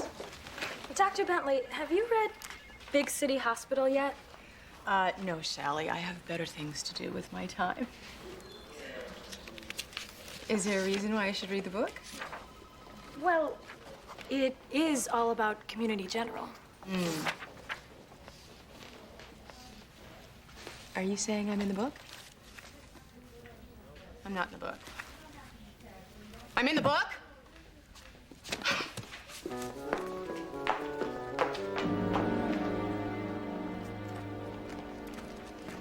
Hey, Dad.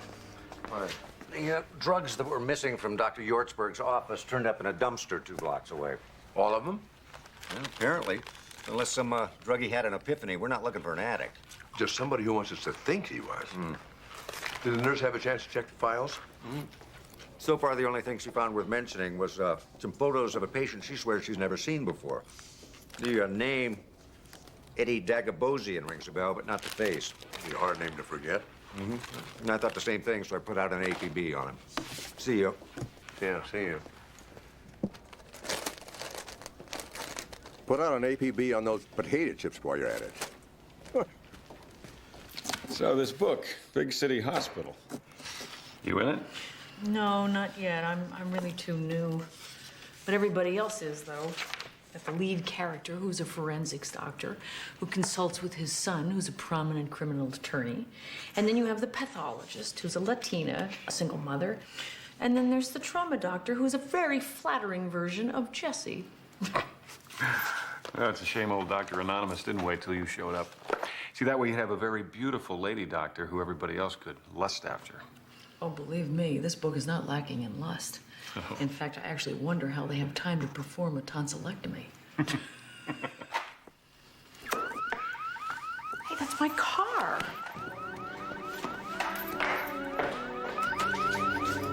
It's just a short. Oh my God, Brett! Madison, it's all right, it's all right. It's all right. Calm down, I'm here. I'm here.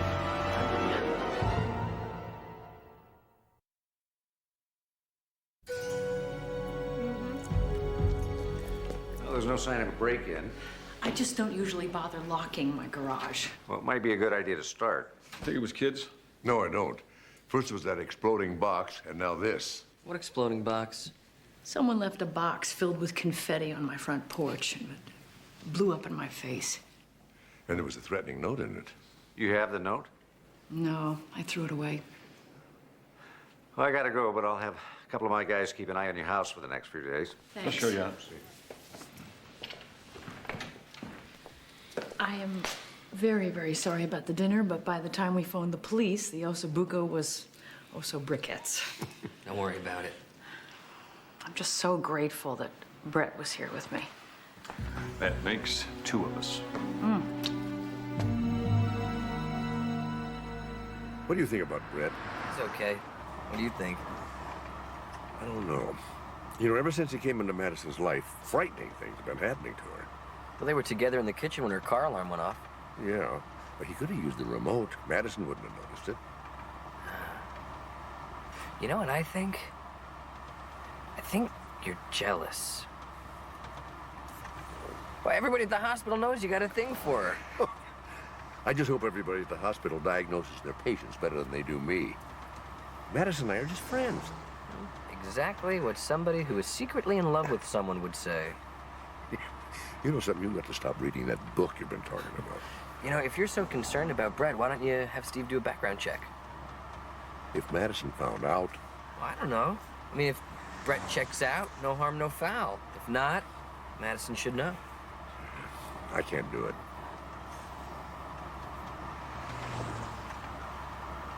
All right.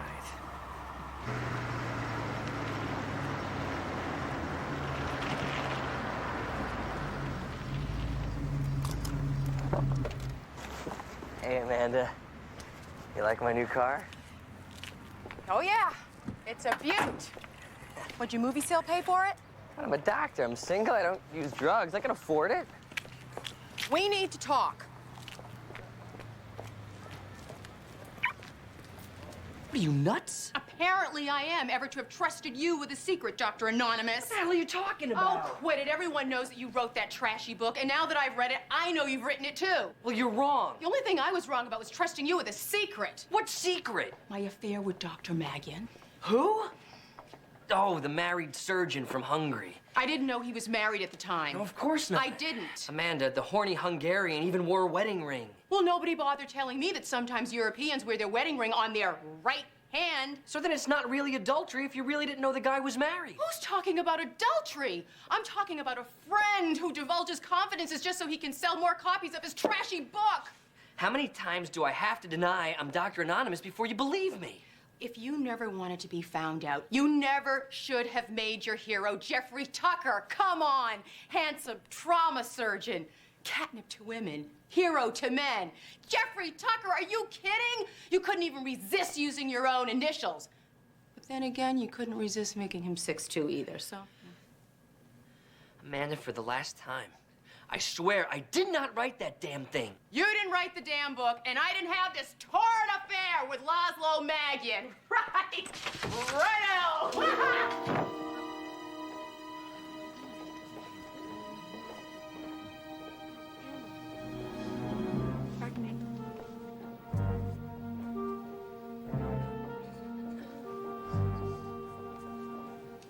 Orderly to center supply.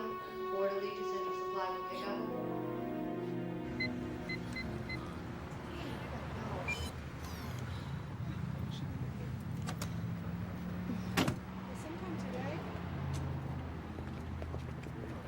So you'll take care of it? I'm terribly sorry, but Mr. Sylvester says there's nothing we can do. You have no funds. That is impossible. If I had funds yesterday and I didn't spend anything, then there would be funds there today. Your logic is perfectly sound, Ms. Wesley. That's However, Dr. Wesley, and I don't want to hear your howevers, Mr. Vanderhoffen. I want my money, and I want it now.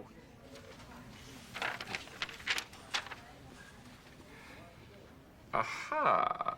I see you found it. In a manner of speaking, it's in Zurich. Look very closely, and you will see that I am not amused, Mr. Vanderhoffen. I want my money. Then why did you transfer it to Switzerland? I did no such thing. There would be no reason to do that. Dr. Wesley, only you and you alone know your password. Therefore, only you could have effected a transfer of your funds. Logical? Perfectly.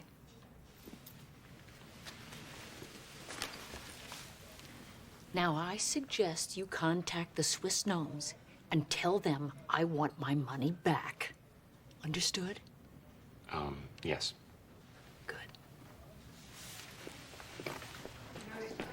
Oh, no, it's late. Dr. Anonymous, can I have your autograph? Yeah. Don't tell that guy. Hey, Doc. Will you sign mine as your alter ego? Yes. You know, I'm not Jeffrey Tucker. I'm not Dr. Anonymous. I'm none of those guys, okay? Everyone's making a big mistake. Would you sign mine? Sure. To Boom Boom. Boom Boom. It's like a nickname. Of course it is. So, Boom Boom, what chapter did you like best? Oh, hey, Mark. Jesse. Talk to you. Driving me crazy. Who is? Everybody. They all think that I'm this Dr. Anonymous guy. Men are envious of me. Gorgeous women are throwing themselves at me. Oh, gee, Jesse, I didn't know things got that bad. Yeah, well, the thing of it is, they're not really throwing themselves at me. They're throwing themselves at Dr. Anonymous. I just happen to be standing in the way. And the worst thing is, Amanda hates me. She's convinced that I betrayed her confidence, and I don't know what to do. You know, my advice is just be patient. Amanda knows you too well to think you'd really do something like that. Look, you know it and I know it, but there's an entire hospital out there convincing her otherwise. Mark, I barely have time to write a prescription. What makes them think I have time to write a 400-page bestseller? Dr. Sloan to the boardroom. Dr. Sloan, please report to the boardroom. Don't worry about it.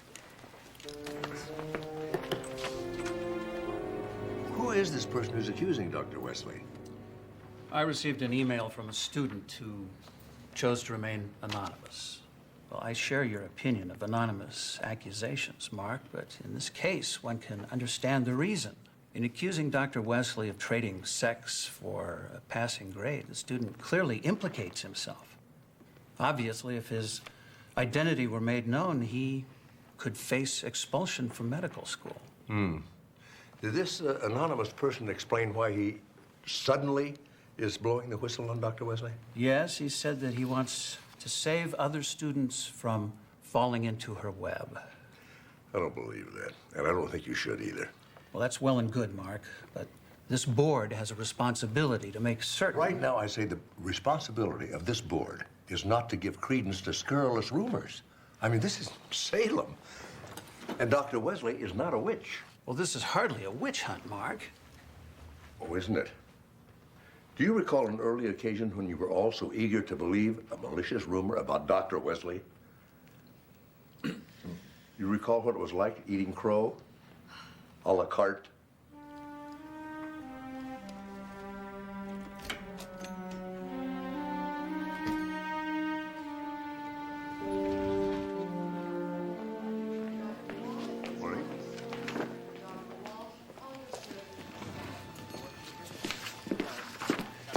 How could you? How could I what? I thought we were friends. We are. It's just that I am not a helpless little girl, you know, and you are not my father. Madison, look, I am sorry I upset you, but I couldn't stand by and watch somebody try and ruin your reputation. My reputation? How dare you? What exactly is it that you have against Brett? Brett, you're talking about Brett. Are you going to deny that you had Steve do a background check on him? Madison, I'm sorry. I thought it wouldn't hurt to know a little bit more about that man. I know all I need to know. I was trying to be a friend. Friends want what's best for each other, and if you can't see that he's the best thing that's ever happened to me, then obviously you're not the friend I thought you were.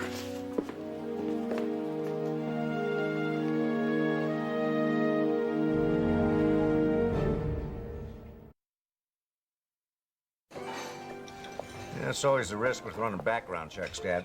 You can't swear people to secrecy. And once you start asking questions... Yeah, I suppose. Did you at least find out anything?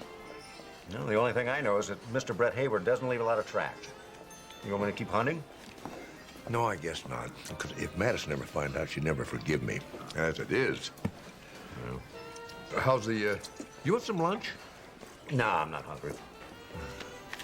So how's the Yorsberg murder investigation going? Well, the man not only didn't have any enemies, you can't find anybody that'll say a bad word about him. You ask people what he's like, you get a 10-minute testimonial. And he wasn't killed for drugs or money. It was like the guy was an innocent bystander. If somebody had a grievance, otherwise why'd they kill him? What about the guy the nurse didn't recognize? You know, Eddie Dagobosian? Right. Turns out he was a small-time crook. The past couple of years, he's been busted a couple times for fencing stolen property.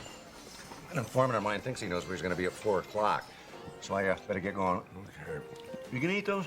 No, I'm probably not. See you. It gives a new meaning to the word fast food.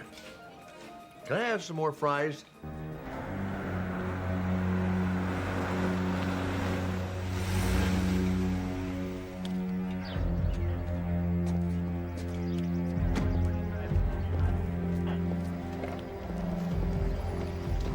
He's still inside, Lieutenant.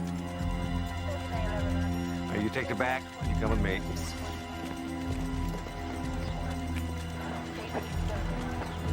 Here he comes. And there he goes.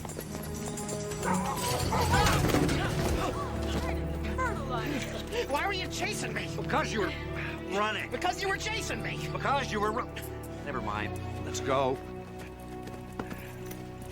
All right, let's try it one more time, Eddie. I told you, I never even heard of this Dr. Horst Bird. Yortzberg. See, I can't even say his damn name. You think I killed the guy? Well, humor me. Where were you last Thursday at about 7 p.m.? Who keeps track? Check with my secretary. I'm talking about first-degree murder here, Eddie, and right now you are my prime candidate. I am a lot of things, but I am no murderer. Just look up my record. Oh, I have. Let's see, you started with petty theft, then you moved up to burglary, and then you became a fence. To me, Eddie, that looks like a man working his way up the felony ladder. But not all the way to murder. Boy, you must be really hard up for a fall guy. You can do better than that, Eddie, and this time without the attitude. Now, where were you last Thursday at 7 p.m.? I was unloading a shipment of electric guitars and amplifiers. A shipment? A truckload. Boy. You want to know what the trouble with this country is? Tell me. It's always the small businessman that gets it in the neck. By the way, Eddie, have you ever had any plastic surgery? You have some kind of crack? The hallmark of malarial infection is a triad of splenic enlargement, intermittent fever, and anemia. You can understand why it's so often mistaken for influenza. The incubation period typically ranges from 10 to 40 days, but can be as long as a year. Vivax, Ovale, and malariae all cause the benign type of malaria, which becomes progressively less symptomatic over time.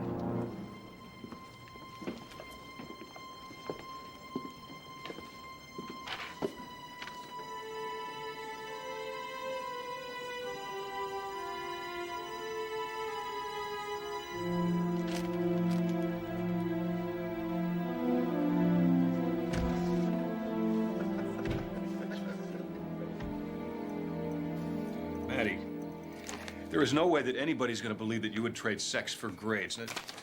Not in a million years. Don't kid yourself. That's exactly what people want to hear and repeat. Well, I'm not going to believe it, all right? And neither is anybody that knows you. They're not going to believe it either. Thank God for you.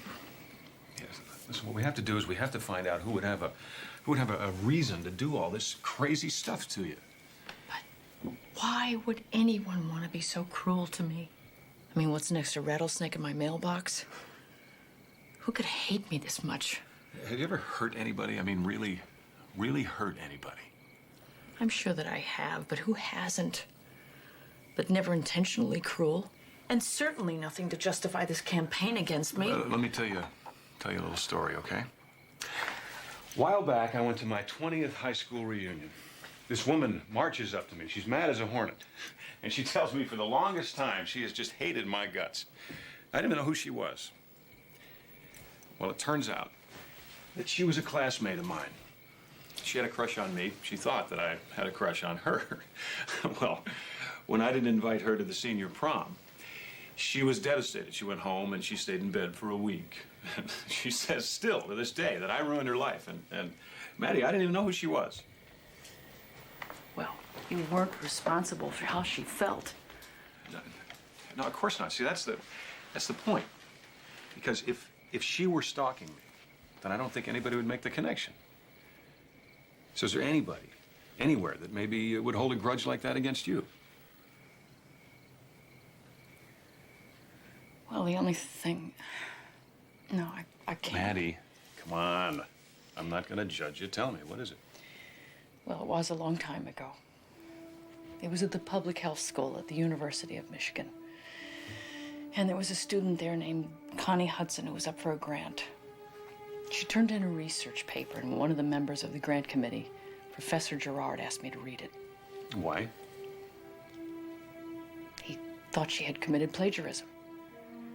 He was an excellent professor. It's just he didn't read all the latest articles. But you did. Yes, I read everything I could get my hands on. And one of them was this article written by an English cardiologist named Channing. So I read Connie's paper, and it shocked me. She barely bothered to change a word. So you turned her in? I had no choice. Well, it doesn't seem like such a terrible thing to me. Actually, it turned out quite horribly. When she didn't get the grant, she went out and she committed suicide. And I was devastated. Oh, Maddie. She was a brilliant girl. I'll never understand why she committed plagiarism. Maybe she'd never even heard of this Channing. Oh, don't be ridiculous. She copied every paragraph verbatim. All right, well, she's dead. Anyway, so she can't be the one who's stalking you. Hey. What are you doing? I want you to have this. No, I hate guns. You need protection, and I can't be around to protect you all the time. I couldn't shoot anybody. Red. Listen, I'll put it in the nightstand for my own peace of mind. It's right there. Okay. Come on. I can't wait till this nightmare is over. It'll be over soon. I promise.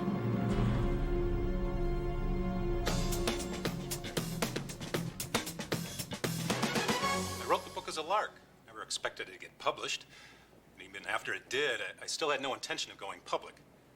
Once that jerk doctor from Los Angeles started saying that he wrote the book, well, I had no option but to come clean. Coming up, your microwave may be convenient, but is it killing you? These stories and more tonight on 48 Hours.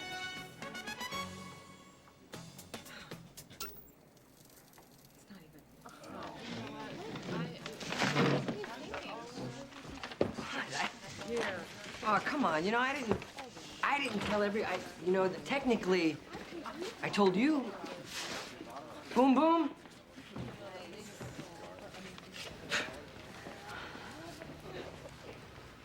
I'm sorry. Why? That the villagers didn't come after me with pitchforks and torches? No, I'm sorry I didn't believe you.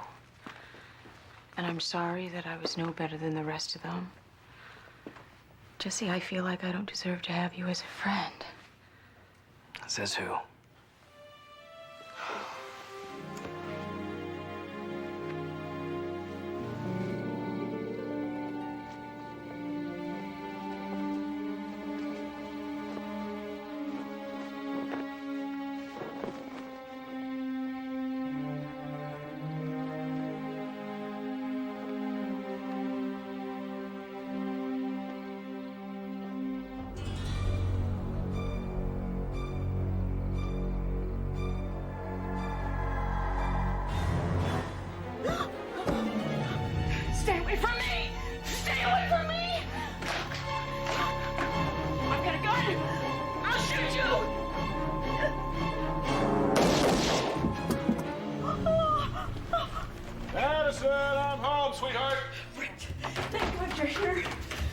What's the matter? What are you doing with that? We just shot a man. An intruder in the bedroom. Call 911. Be careful. Make the call now. Call 911.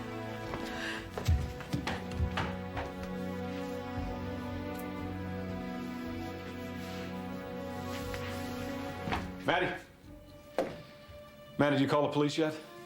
They're on their way. I think you should come up and take a look. Rather not. I really think you should.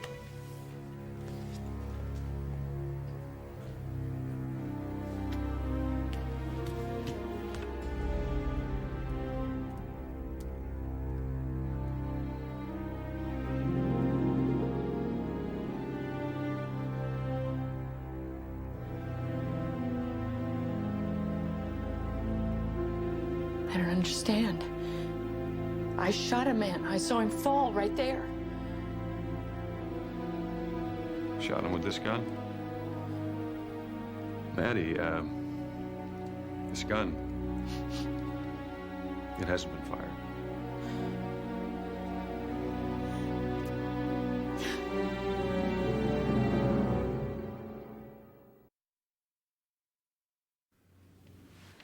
Here you go, Maddie. Drink a little of this. Lieutenant? Find anything? No sign of forced entry, no footprints outside. None of the neighbors heard anything but the wind. What about you? No victim, no blood. The gun definitely has not been fired. Frankly, Lieutenant, this doesn't look like any crime scene I've ever come across. All right, thanks. You've got to believe me. Madison, we've all had dreams that seemed absolutely real. It was a nightmare, but not the kind you mean. I killed a man. You heard the gunshots? Tell them, Brett, please. What is it? You heard the sounds. You were coming in the door at the same time. You weren't home tonight? No, unfortunately, I was at a meeting downtown. You didn't hear any gunshots? I'm sorry, I didn't hear anything. I didn't even know there was any problem until I saw Maddie coming down the stairs carrying a gun. But the shots, they were so loud. My ears are still ringing with the shots. Madison, would you like for me to prescribe a sedative for you just for tonight? No, I'm all right. Really. Come on, I think you need a little rest. Let's get you to bed. Come on.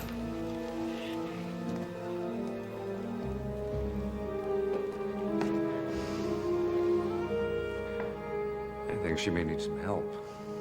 You're right. She's in terrible trouble.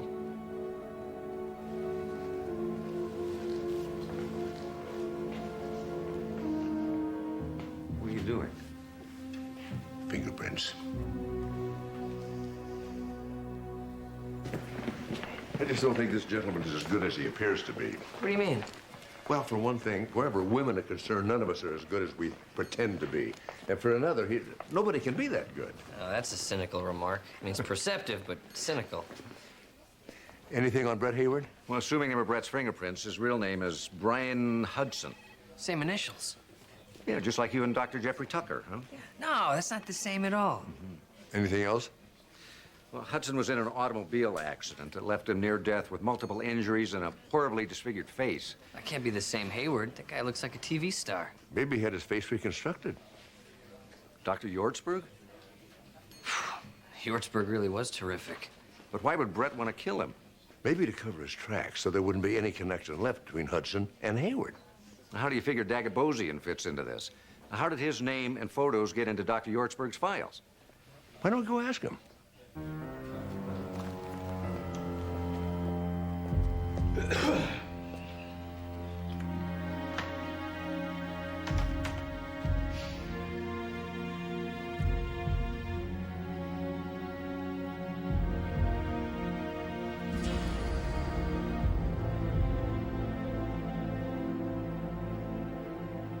Come on, I think you need a little rest. Let's get you to bed. Come on.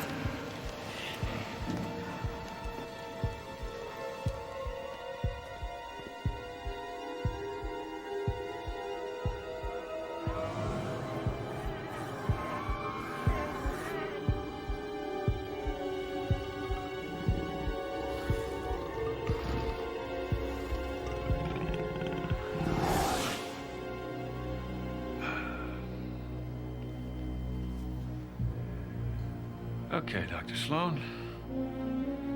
I'll hurry. What do you want from me, huh? I already copped the fencing. I swear I never even heard of your plastic surgeon. Yeah, we know that. Does the name Brian Hudson mean anything to you? Brian? What's he got to do with anything? You know him. Yeah. I know him years ago. I knew him when they were at public health school. I knew him and his wife. We hung together. You hung out with a couple of medical students? That's right. We palled around. In other words, you were their connection. A little pot. Big deal. Did they ever take a picture of you? Yeah. And I took theirs. That's what pals do. When's the last time you saw Brian? Around the time things went really sour. What happened? Well, Connie was up for a prize or something. Whatever it was, she had her hopes pinned on it. But I guess, what with the pot and all the partying, she'd let things slide, and she got caught cheating. One of the students blew the whistle on her. She really took it hard. Actually, she and Brian both did.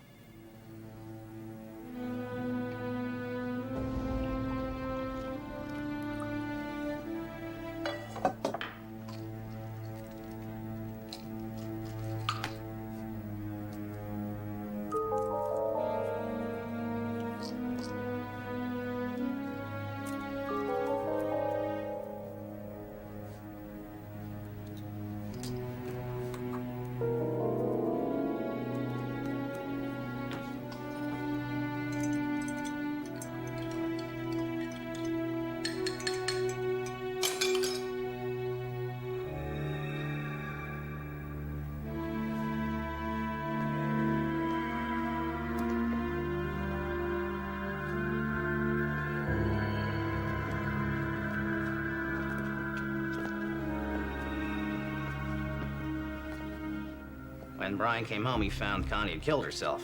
The way I heard it, he ran screaming out of the house, jumped into his car, wound up driving 90 miles an hour into a tree.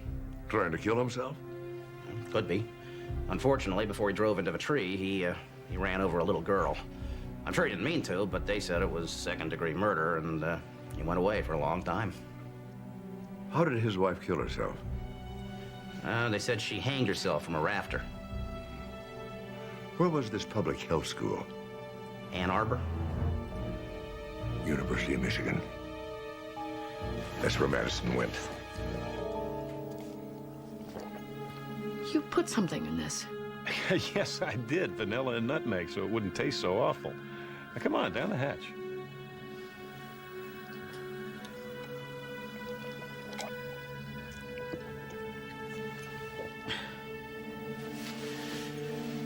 You're really good to me. You're just getting what you deserve. That's my girl. Can't you get this thing to go any faster? Not unless we sprout wings. So sprout. Did you really think that you would never get your comeuppance, Dr. Wesley? That you can continue messing up other people's lives and never have to pay the price yourself? Oh. Sure, Connie fell a little behind in her studies, but she had to borrow from Channing. I mean, she had to do that. I suppose you never fed or broke the rules. No, probably not. You never do something like that. Well, Connie was going to be a brilliant research scientist. It wasn't for you. Brilliant. Well, what goes around comes around.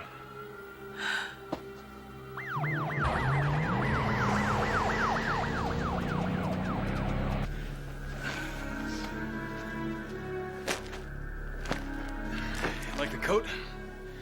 Well, Connie gave it to me. It's on our first anniversary. She always said that on your first anniversary, you got fringe. She was something, I'll tell you.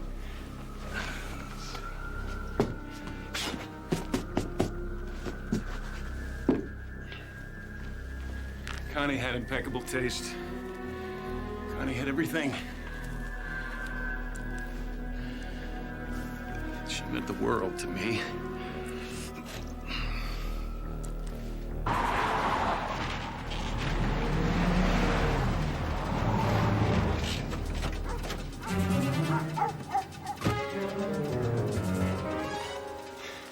Okay.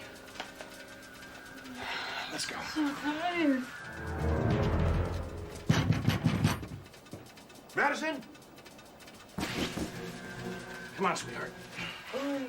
Brett. Come on. Up you go. That's a good girl. On your toes. On your toes, sweetie. Right there. Let's see. That's my girl. Showtime.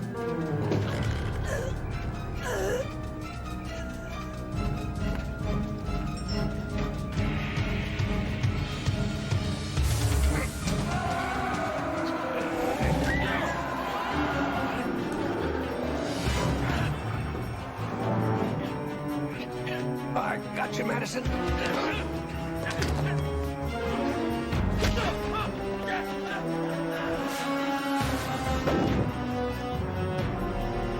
Steve, give me a hand.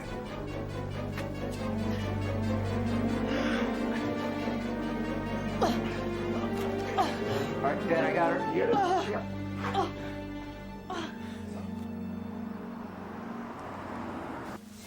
They're lovely, Mark. But I don't really deserve them, not after the way I spoke to you. And even then, you defended me to the board. Oh, they didn't take all that much convincing. Who did I shoot? You didn't really shoot anybody. I could have sworn that I... He picked up some harmless barfly, gave him $100, and said, I'm playing a practical joke on my wife. But I shot him point blank. Your gun was full of blanks. When Brett went upstairs, he switched it for a gun loaded with real bullets. He hated me so much. What kind of person am I that would fall in love with a man like that? I don't think you fell in love with him. I think you fell in love with the person he pretended to be. The guy was a hell of an actor. How can I thank you? Believe me, Madison, your friendship's all the thanks I need. You get yourself some rest.